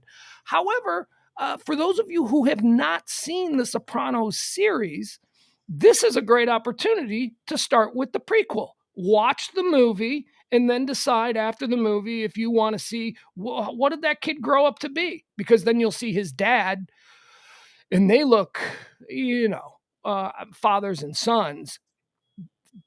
Great casting. I mean, Michael Gandolfini at this age looks like a cross between James Gandolfini and John Cusack, which is right. I mean, it's eerie how much you can see his father in him. And even in the clips that I've seen from the trailer and all of that stuff, he has the same natural mannerisms. Like, he stands like James Gandolfini stood. He moves like James You can see, you're like, oh my God, that's his kid. And James, you've got young boys who are going. Have you noticed anything about your eldest son, Rex, that you go, oh my God, that is totally me? Or have people told you, oh my God, that's totally me, you? Oh no, it's constant. It's constant. And it gets even funnier depending on how much time they spend together. They talk alike, they walk alike, they have the same. And when you say mannerisms, no, I mean like you, not like each other. Do you see things in your son that, like the way he moves, the way he speaks, the way he pauses, his cadence, or the way he, in my case, yes, go ahead. Yes. Like, and the girls too. Girls more mom or girls more you? Well, it's a mix of both, but it's pretty much a 50-50 mix. It's funny because my son, whenever I'm looking for him on the sideline at a football game, his mother and I both agree that we can pick him out because he has a way of standing. When my son is in casual repose on the sideline, he stands with his hands like this on his what would be love handles, not on the hips. People who stand with their hands on the hips is very common, but my kid stands with his hands up higher, folded in, and his stepdad called them brilliantly. His stepdad called them chicken wings. He's like, yeah, you can always see him with the chicken wings going. And that's me. That has been me my whole life. People never called it chicken wings, but people always said, we can tell when you're in a crowd because you're the only one who stands like that with your hands, your fingers sort of out and your wrists pushed kind of into like your a love handles. disappointed school marm. Well, I don't know. It's just natural. It's not something you do on purpose. It's just sort of like a genetic way your body has figured out this is comfortable for me. So for me, seeing that in my kid, I'm always like, oh my God, that is so funny. That is so crazy how he's got. How about you? Anything with Dami that reminds you of yourself, or that people have said that is so you? Because I'll tell you, every time I see him, I see you. I mean, he is. Yeah, I mean, I think looks wise, in terms of like, you guys have the same hair, and that's spooky. I mean, he runs slower than I did, and I was always a horrible runner. So I guess he's gotten that from me. But yeah. But then you know what the other thing about your son is? When I really look at him, I also see your wife. I also totally see, and they say that fathers are more likely to see their wife's characteristics in their children than they are themselves, and vice versa. Women are more, and that is absolutely true, especially as a baby. People used to tell me that my kid looked exactly like me, and all I saw was his mom. I'm like, are you kidding me? He's got his mom's eyes. He's got his mom's nose. Yeah, well, he doesn't have my wife's speed. She was a sprinter and on the track team, and he's got none of that. Unfortunately, he got my genes when it comes to running. Yours also hasn't hit puberty, so he's still in flux. You know, dude, but come on. Like, he's on the 4th grade team, and he's like at 6th grade weight. He's never going to be fast. But you don't know. You really don't know that. I mean, I see where you're going, but you really don't know that. I mean, he could turn into a completely different body type after puberty hits. He could develop things and attributes that you just don't. Children. He'll be in Husky section 2X instead of 1.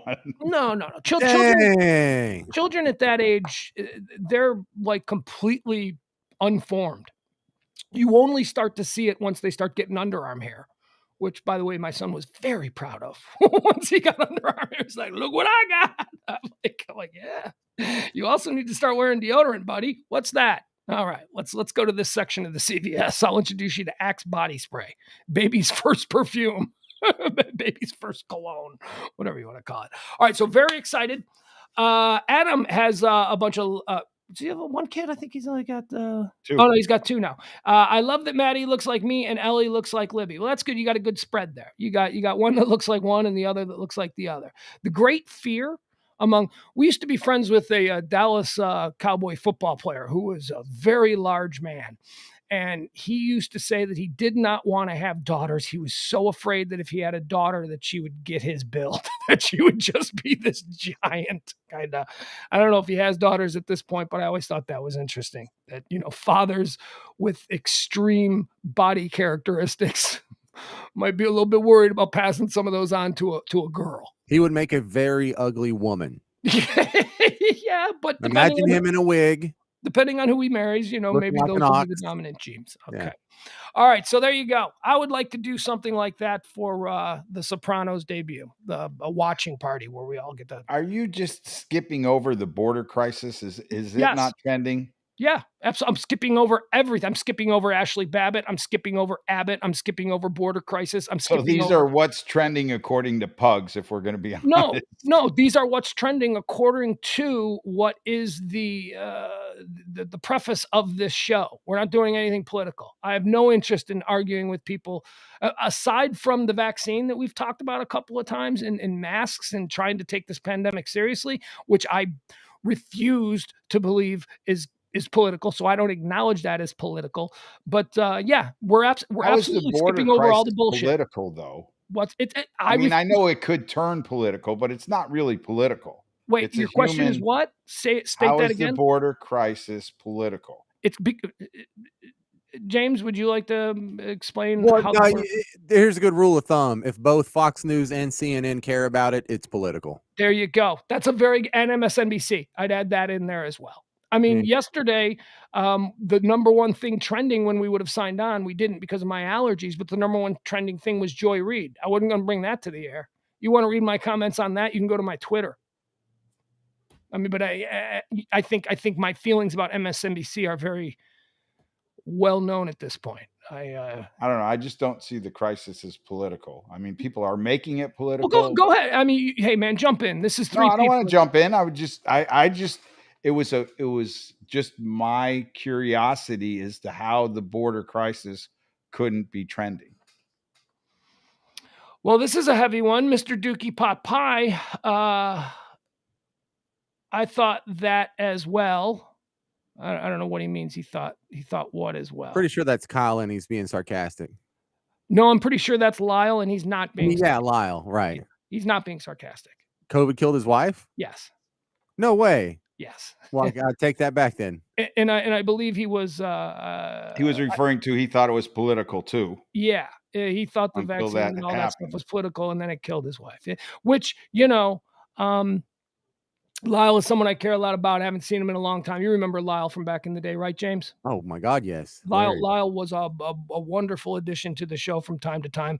Started out as the quintessential Texan on the overnight show that we used to have on, and he played a character.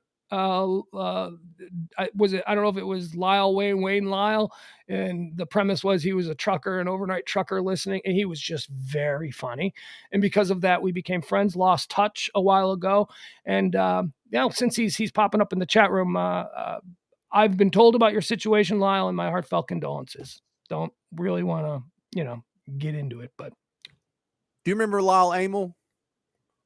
I've been trying to put that in my head, and I don't. I can give you one example of what he's done that'll let you know which guy this is. There was a train that got derailed in Fort Worth, and Lyle called in and said he was squishing pennies on the track and accidentally caused the train. He took responsibility. Yeah.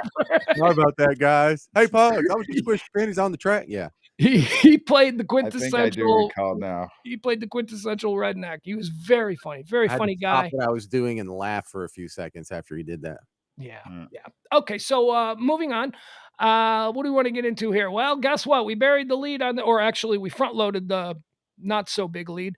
You want to tell us about Elvira? Elvira is trending today. Let's talk about her. Well, she came out as being in a relationship with a woman for close to 20 years. Yeah. I found it interesting that they met at the Hollywood Gold's gym, and she would always look across the gym and she saw what she thought was a bad boy. She liked the look of this person and the way they sauntered across the gym, and she thought it was a male until they had a by chance meeting in the ladies' restroom.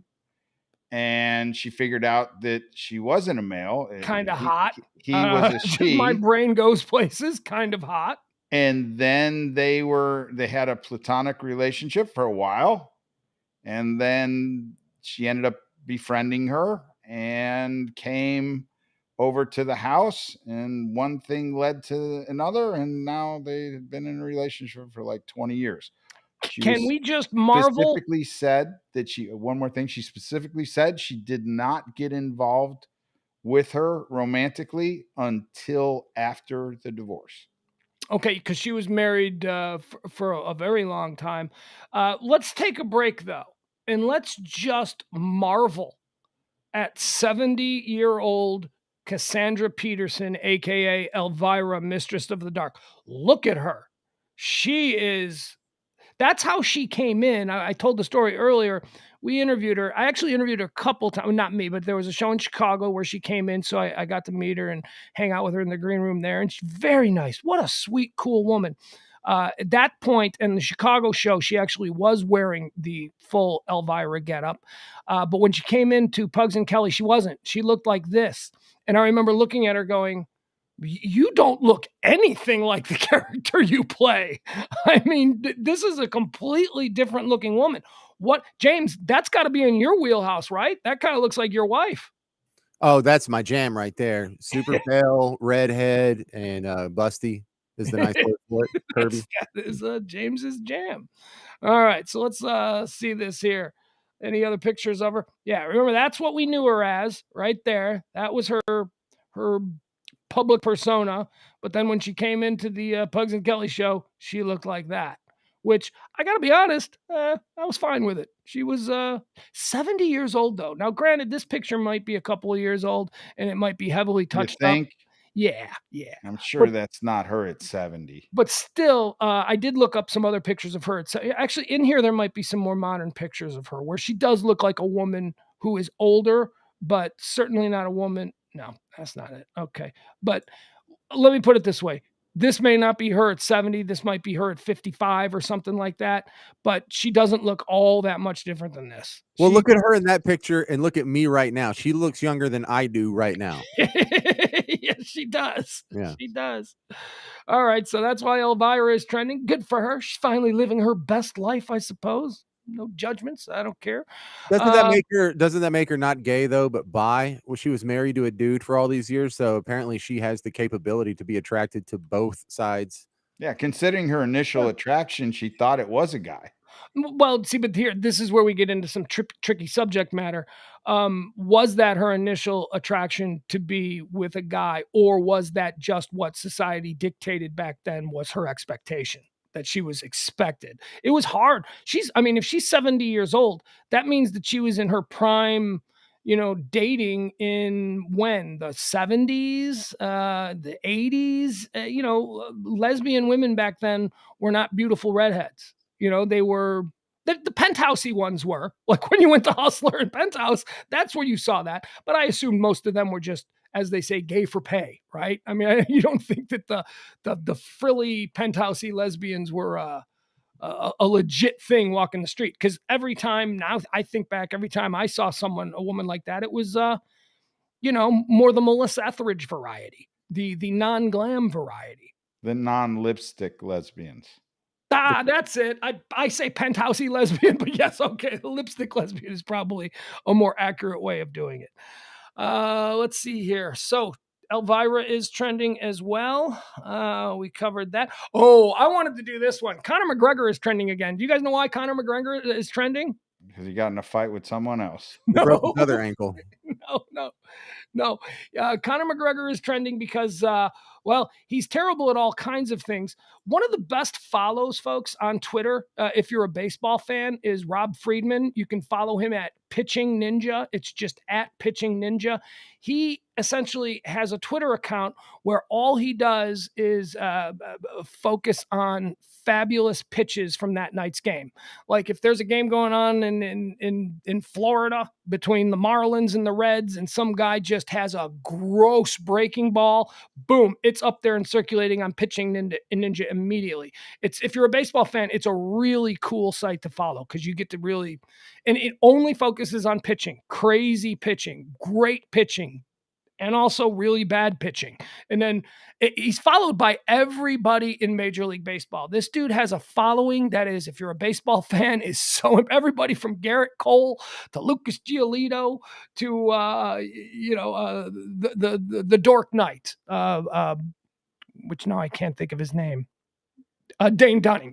Just every pitcher in baseball follows him, every fan of pitching, every minor league pitcher, everybody, they all follow him because he showcases the best pitching in all of baseball. So that's at Pitching Ninja if you're into that stuff. Here, let me do this. Let me show you why Conor McGregor is trending. He's got 2 reasons for trending. He was at the Cubs. Funniest tweet I saw yesterday. Conor McGregor threw out the first pitch at the Chicago Cubs game last night. And one of the best tweets that I saw was, Conor McGregor throwing out the first pitch at Wrigley Field is apropos because just like the Cubs, he loses a lot and makes most of his money off alcohol sales. Damn. How great is that? That is just a burn. I hope he throws it better than he threw that drink. Well, let me just say before we watch his attempted first pitch, and I will call it an attempted first pitch, he's from Ireland. They don't play baseball. He's probably never thrown a baseball in his life. Oh, and it shows. So here we go. Are you ready? Let's watch Conor McGregor. I'll make it big for you. All right. First, let's check him out. See him there. He's wearing the suit. The dude wears good suits. The dude has a nice tailor who, and I guess he's got a pretty 0% body fat type build going on there. Like what size are his shoes? He looks like he's got about size 18. Yeah, I don't know. Yeah, he does, doesn't it? But look how tight that jacket is. See, for me, that seems like it would be uncomfortable. See what's going on here? Mm-hmm. It's a little tight. That seems restricts your movement, right? You can't get a good pitch going like that. Look at He's the happiest catcher in town. Oh, that's what I want you to focus on. I want you to watch the face of the catcher. Because trust me, in about 1 second, he is not going to be the happiest catcher in town. All right, so here we go. This is why our boy Conor McGregor was trending yesterday. Here we go. Okay. Guess there's no sound. Okay. One more time, and just a bit outside. There he goes. Oh my God. Bad pitch, Conor. It's a bad pitch. You embarrassed the whole island of people.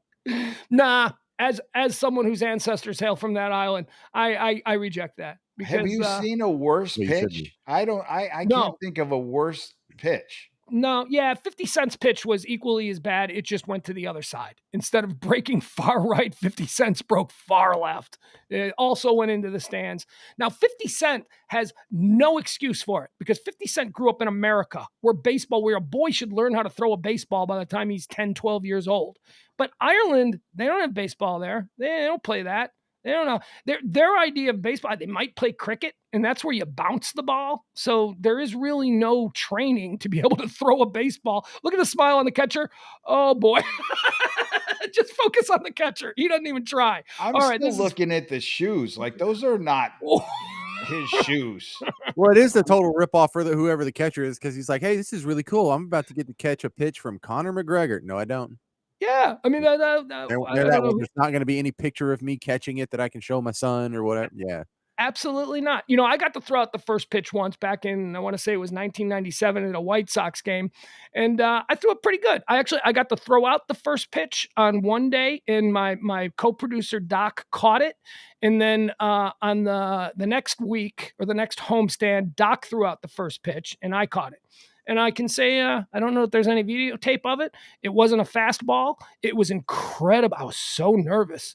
That's because there's, at this point, honestly, you're dragging me from the morning show out to throw out the first pitch before a game.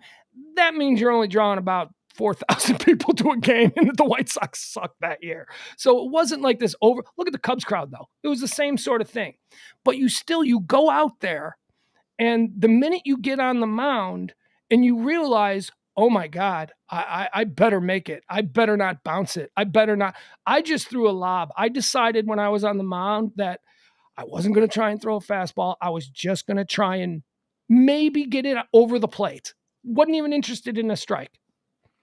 He's not interested in any of that. He just throws it directly into the field. All right. So there we go. That's why he's trending there. But the shoes are going to be trending next. What's that? Those are not the size of his feet. Yeah. But that's only half the reason that he's trending, because of his silliness there at the game. Here, where is it? Okay, so this is the other reason. When you throw out the first pitch and you're a celebrity at a Chicago Cubs game, and I only know this from Here Tell because I'm not a Cubs fan, you also get to sing the 7th inning stretch, okay? So, we've had many celebrities come by Wrigley and sing the 7th inning stretch. Most famous is Ozzy. You would think Ozzy would be able to sing "Take Me Out to the Ball Game." No, Ozzy, Ozzy being a singer, you would think that maybe he would be able to carry a tune. No. Mike Ditka is another famous one who just absolutely butchered the song. People on Twitter today are saying that Conor McGregor may have done the absolute worst rendition of "Take Me Out to the Ball Game" ever. So that is what we're going to give a listen to here. You get a twofer. You get to throw the ball out, and then you get to do the 7th inning stretch song. Yeah, when you're a celebrity, like it was Conor McGregor night. They gave him the whole night because nobody's going out to Cub games anymore because they pretty much packed up the season months ago. So, you got to do things. You got to do things to make the game special. Did you sing the 7th inning stretch song? No, because I was a White Sox game. We don't do that. That's a Cub thing. We don't do that. We have an exploding scoreboard and sing nah, hey. That's a whole different kind of a thing. All right, so here, let's listen to Conor McGregor sing. He's trending because he can't throw a baseball across the plate, and now he's also trending in conjunction with that, with him never being able to. Here it is. So the title for this is this the worst 7th inning stretch in Wrigley Field history? Okay. It's a great title. Let's give it a listen. Here's Conor McGregor from last night at the Cubs game. Hey, it's time to stretch. We're midway in the 7th. It's 9-5. And ladies and gentlemen, Conor McGregor. MMA fighter and now I have not heard this, so I don't know. Conor McGregor, accompanied by Kiera and Mateo. What's up, Chicago? The mic is back, and so are the Cubs. Let's go, Chicago Cubs! I'm here with Mateo, here with Kira. We're gonna sing the song. Let's go. 1, 2, 3.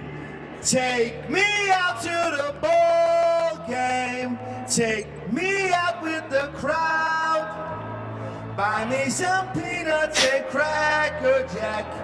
I don't care if I never get back. So let's root the Cubbies. If they don't win, it's a shame. For it's 1, 2, 3 strikes you out at the old ball game. Let's go, Chicago! All right. So that was my first listen. Is that terrible? No, that's not terrible. That is not terrible at all. It's bad, but that's about what I expect from a celebrity who has no singing background whatsoever. That's exactly what I expected. That's fine. He's never heard that song before. We saw he can't even throw a pitch. So, well, that's not a big deal. He's a one-dimensional fellow. What's that? He's a very one-dimensional fellow. Yeah. He All right, seemed a lot more into it than I thought he would be. This, speaking of not being into it, this is the gold standard of bad seventh inning stretches. This is Ozzy Osbourne. Why is he wearing a jersey? Are we to believe he's a Cubs fan? Well, you get a jersey when you come in. Connor obviously got one on and a hat too.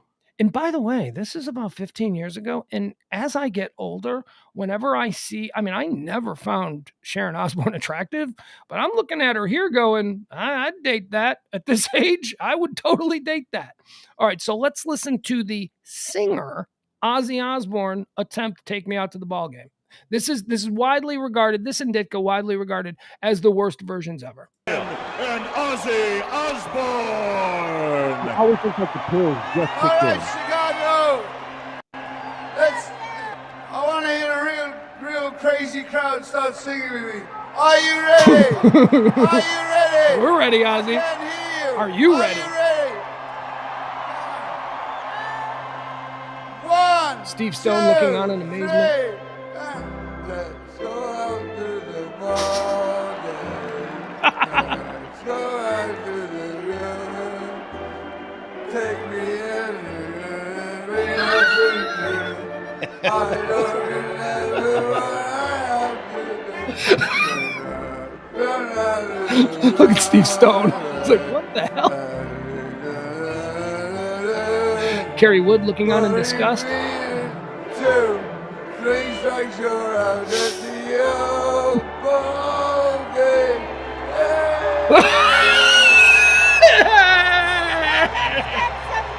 Yeah, let's get some runs. Come on, don't mess around. Let's get some runs, guys. All right, so you're also instructed after that to say, let's get some runs. That's like part of the whole thing. After you sing, the sign off is, let's get some runs. And it seemed like Ozzy wasn't going to say that until Sharon jumped in, as she is known to do, pick up where he falls short. And then he's like, oh yeah, let's get some runs. She looked like a handler. Yeah, well, that's pretty much been her job, and she's kept him alive, right? He's going through some bad stuff now. All right, just for craps and giggles, this is the other one that's considered the absolute worst one of all time. This is Mike Ditka. Mike Ditka, who just doesn't give an F. Mike Ditka in Chicago is royalty, right? So, first of all, he's late. They started without him being there because he's probably smoking a cigar and glad handing and talking to some buddies in the hallway. And then he shows up, and I have never heard, I've heard this one obviously over the years because this is legendary, but I've never heard a human being who just cannot even come close to carrying a tune. He's going the wrong way with every note. But the great thing about Ditka, who I don't love everything about, but he is a character. The great thing about Ditka is he don't give an F about anything ever. He's doing this as a favor. He doesn't give a shit if there's 18, 20. He doesn't care if there's 40,000 people there. You're all just a bunch of, whatever. He's Mike Ditka. So let's see the way Mike Ditka did it. This is okay, here we go. Mike Ditka singing Take Me Out to the Ball Game. Here we go. Is in the building. Here you go. Well, Mike Ditka's in the building, but we're going to have to take over unless he gets here very quickly. He can't even show up on time. I know. Believe Is there me, not a folks, video to this? Let me see. too. Okay, you ready? What's that, James? Where's the They're video? not video to this. Let me see. Oh, you're not seeing the video? No. Oh man, Yeah, I'm on so the screen, sorry. on Here, the let's try this again. I thought that I had the video up. Okay, I don't. Thank you for telling me. Okay, there we go. My bad. This was my bad. Well, of course it was my bad. There's no glory in admitting something that's obviously your fault. Here we go. Well, Mike Ditka's in the building, but we're going to have to take over unless he gets here very quickly. And when he does show up, he doesn't even show up Believe quickly. me, He's folks, not even we rushing. booed too. He's just like, whatever, they'll wait. Okay, you ready? Here he comes. Hold on. Hold on. Mike Ditka don't rush for This no is a man. dramatic pause. And as we speak, Mike Ditka has made it. And boy, am I happy. As happy as all of you.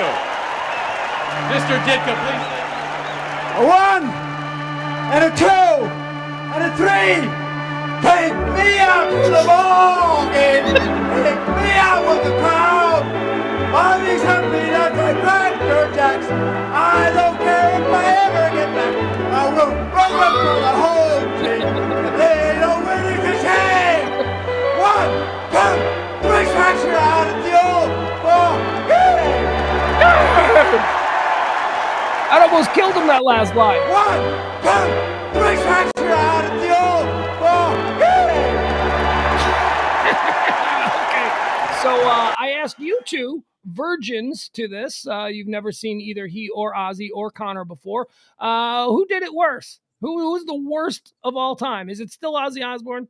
Ozzy's was worse. Ozzy's is way worse. I'm with Ozzy. Yeah. I vote Ozzy. Connor's was not bad at all. I think people calling it the worst. I mean, I've seen way worse. I've seen, other people come in and just go through the motions. At least Conor brought a little bit of energy. He was unfamiliar with the song. He didn't grow up around baseball. That'd be hard. If I had to go to a cricket match and sing some famous cricket song, I probably wouldn't get it on tempo either. But, you forgive him. All right, let's see. So that's why Conor McGregor was trending earlier today. Nicole Richie is trending. Yeah, she turned 40. Nicole Richie. She turned 40. That means I'm 100. Thanks. She lit her hair on fire. You want to see her accidentally setting her hair on fire? Yeah, I'd love to see that. At her 40th? Yeah, at her 40th birthday party. She's trending because candles caught her hair. Yeah. She caught on fire. All right, so here we go. This is why Nicole Richie is trending. Oh, nope. Excuse me. Hold on. This is going to be one of those. Yeah, this is going to be one of those stupid things where they're going to make me probably watch a commercial. No. Okay. So here we go. Let me pull this up. Sorry. Doing all this stuff on my... Okay, so Nicole Richie had a birthday party. She was out at some club or something, and they brought her a cake with candles, and it didn't go too well. Here we are. All right. Is it showing? Can you see it? Yes, it is. All right, here you go. Promising. Instagram. Candles on the perimeter. Yeah, see this candle. This is going to be the problem with this strand of hair here. Now, all right, just watch. That's why she's trending. Okay. Is it still sharing? It's not started. Yes. Okay. All right. I'm sorry. That sounded good. Yeah, it was good. Trust me. Let's watch again on Instagram. Yeah. That was all right. So we'll get rid of this one. See, the minute I engaged it, it took me to a second site that I wasn't sharing. So that's why we had that issue. Here we go. Okay. All right. Here we go. This is all to watch Nicole Richie light her hair on fire. Yes. Oh, there it goes. Nice. Wow. Nice. Cuts off a little quick. Didn't you want to see how that resolved itself? Please. Oh my God. Yes. Okay, so both sides caught fire for at least a split second. Well, that was like a really bunch blew of up. product she must have had on her hair that was flammable. Like Michael Jackson at the Pepsi commercial, that kind of thing. Do you know how badly that must have smelled? All that hair going up in that restaurant? Ugh. Yeah. Yes.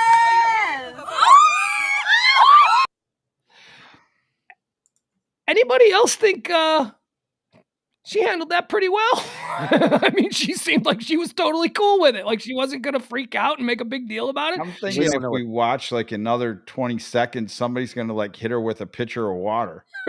Right. I need to know how it was resolved. Now, because this is on her own Instagram account, I imagine something fairly humiliating happened next, like someone dumping a picture of beer on her head that she didn't want on her Instagram. So she just kept this part of it, which is why it ends so quickly. I need to see the footage that was left on the floor. I need to see what happened next. Yes. All right, look right there. She is on fire. Oh, yeah, like both sides took on, like the other side was on fire too. That is a good freeze frame.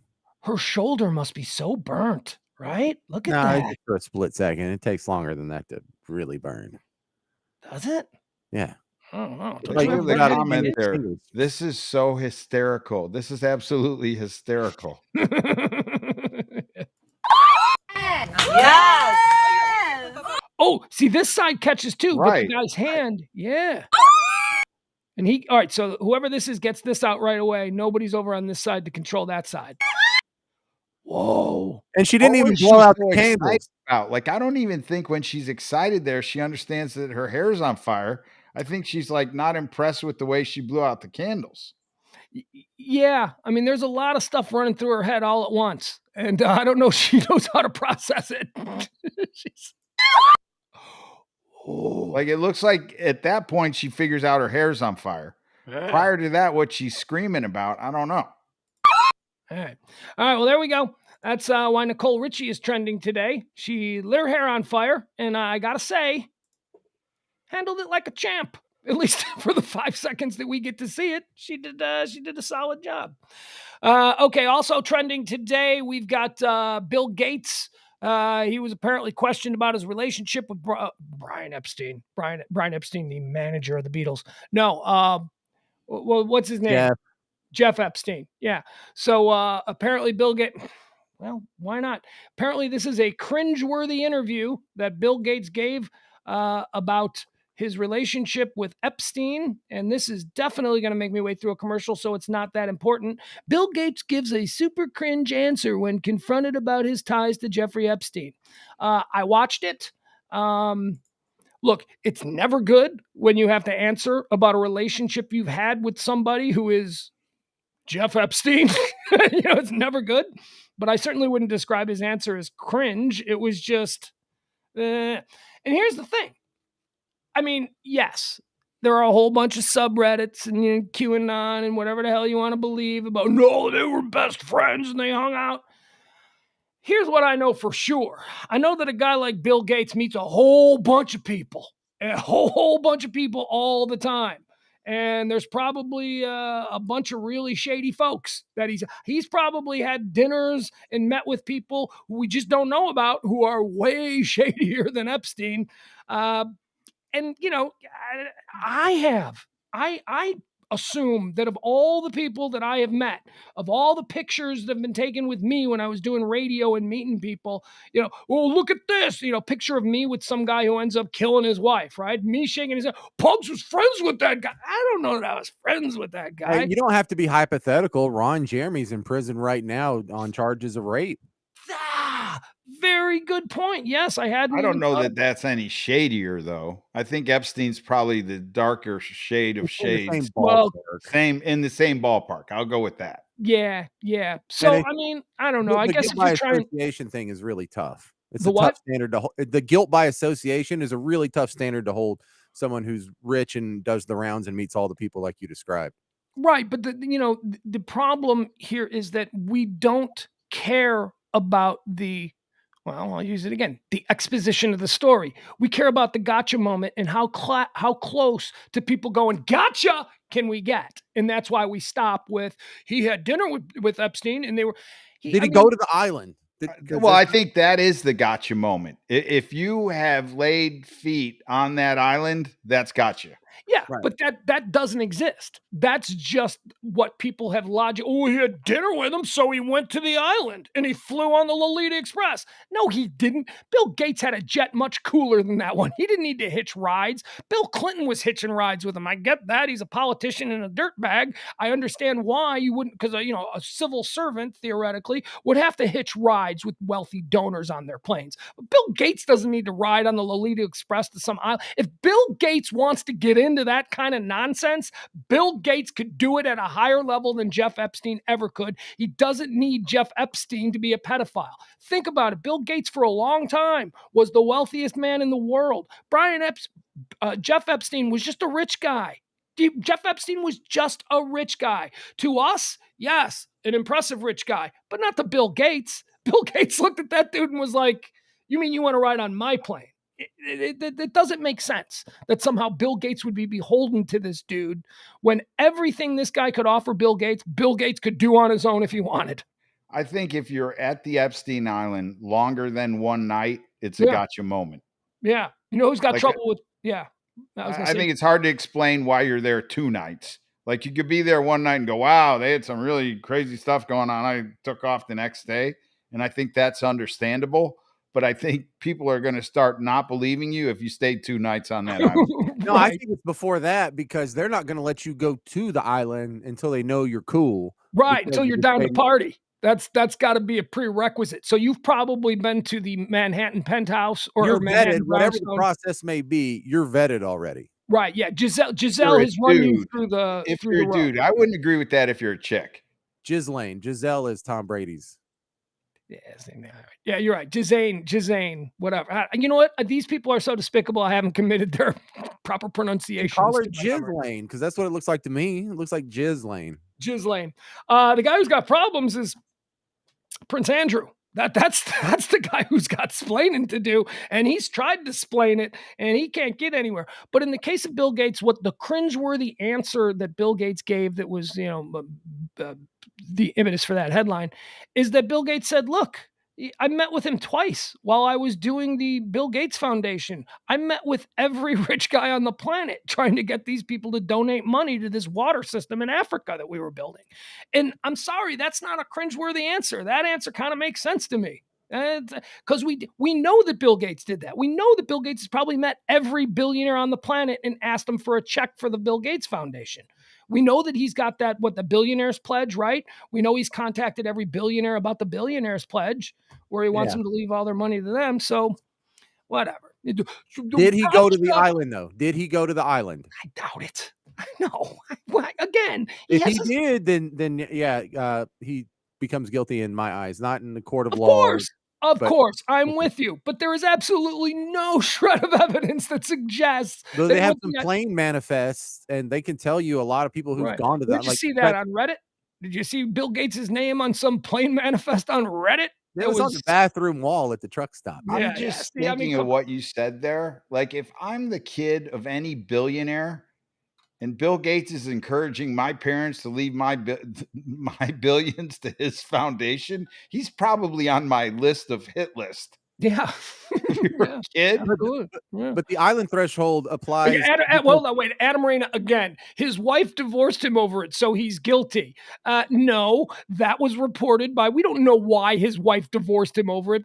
People just jumping out. Bill Gates is a weird guy for many number of reasons. I mean, but to make this association that simply, I don't want to go there. I'm telling you, Adam needs to be on the show with me because the way sunglasses gets me going, Adam can get me going too.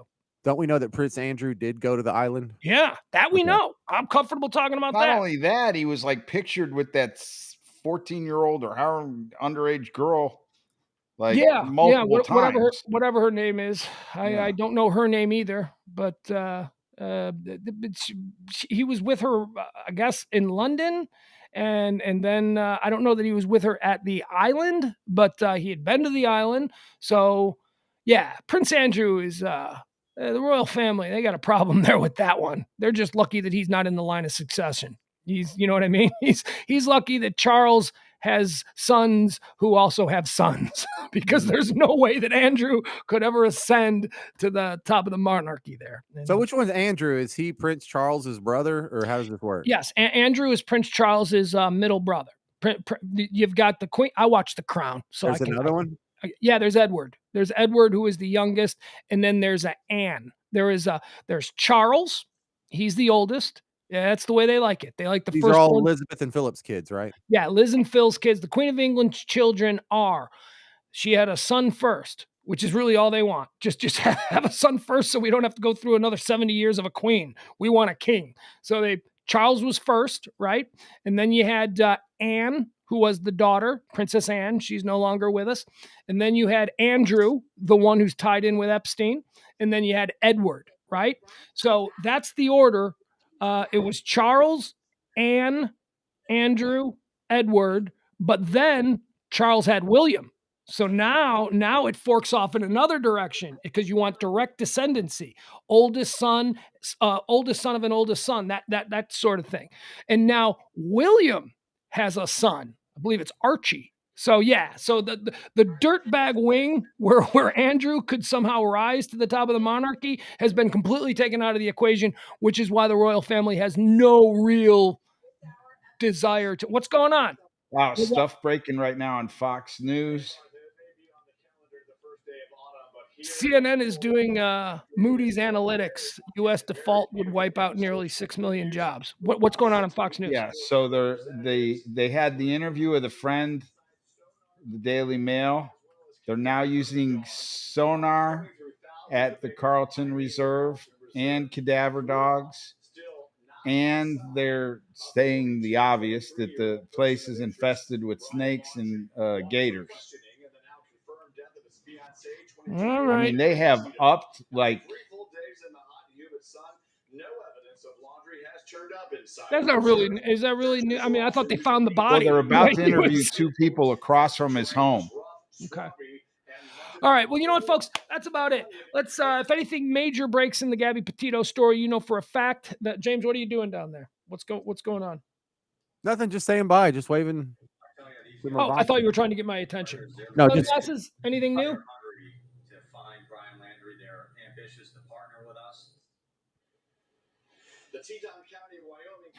He's completely mesmerized by his 100-inch TV. You should see the TV he's looking at. It's the size of a garage door. I'm not kidding. And it's in his bedroom. Good. Meanwhile, I watch all the great movies on a 11-inch laptop. Over here, you think I've got resentment? You think the serfs, the peasants aren't angry at the land barons? If I position myself properly, I can look through the window and I can see his garage door size TV that he's got in the living room as well. Or the garage door size TV that he's got in the room next to the living room, which is the game room. I can, if I position myself properly. They're not garage door size. I don't know what kind of house you grew up in. And in my house, that's a garage door size. These days they're garage door size. These days. All right, folks. Thank you so much. James, it was nice having you here. Will we get you back tonight for Pillow Talk? Maybe. Maybe, but you don't want to be involved? Is this? Oh, I definitely do, but I mean, all right, we'll play that by ear. Yeah, four kids, a wife, and some duties. I expect you to be here. But I understand that. I mean, honestly, this crazy project, we've been doing it for a month, and it's a lot harder than I thought, doing two shows at two completely different times, only because of the constant reading and constant, I mean, I want to go. Why are you doing two? Why not pick just one? Okay, they're about to interview his neighbors. Well, that guy don't know anything. That's not breaking news.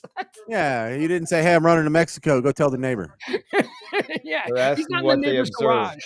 Yeah. All right. So anything new on that case, of course, we'll have it for you during Pillow Talk. A whole new show at Pillow Talk. We do this show at high noon of Pugs and Company. We do it each and every day at noon. We go through the trending topics, anything that people are talking about. We like to get you all prepped up for it. And then we come back. We rally back in a few hours, 10 o'clock Central Time, where we do the Pillow Talk edition. It's a little bit lighter, a little bit faster, a little bit more fun. Thank you to E, the artist. Thank you to James Parker, live in New Orleans.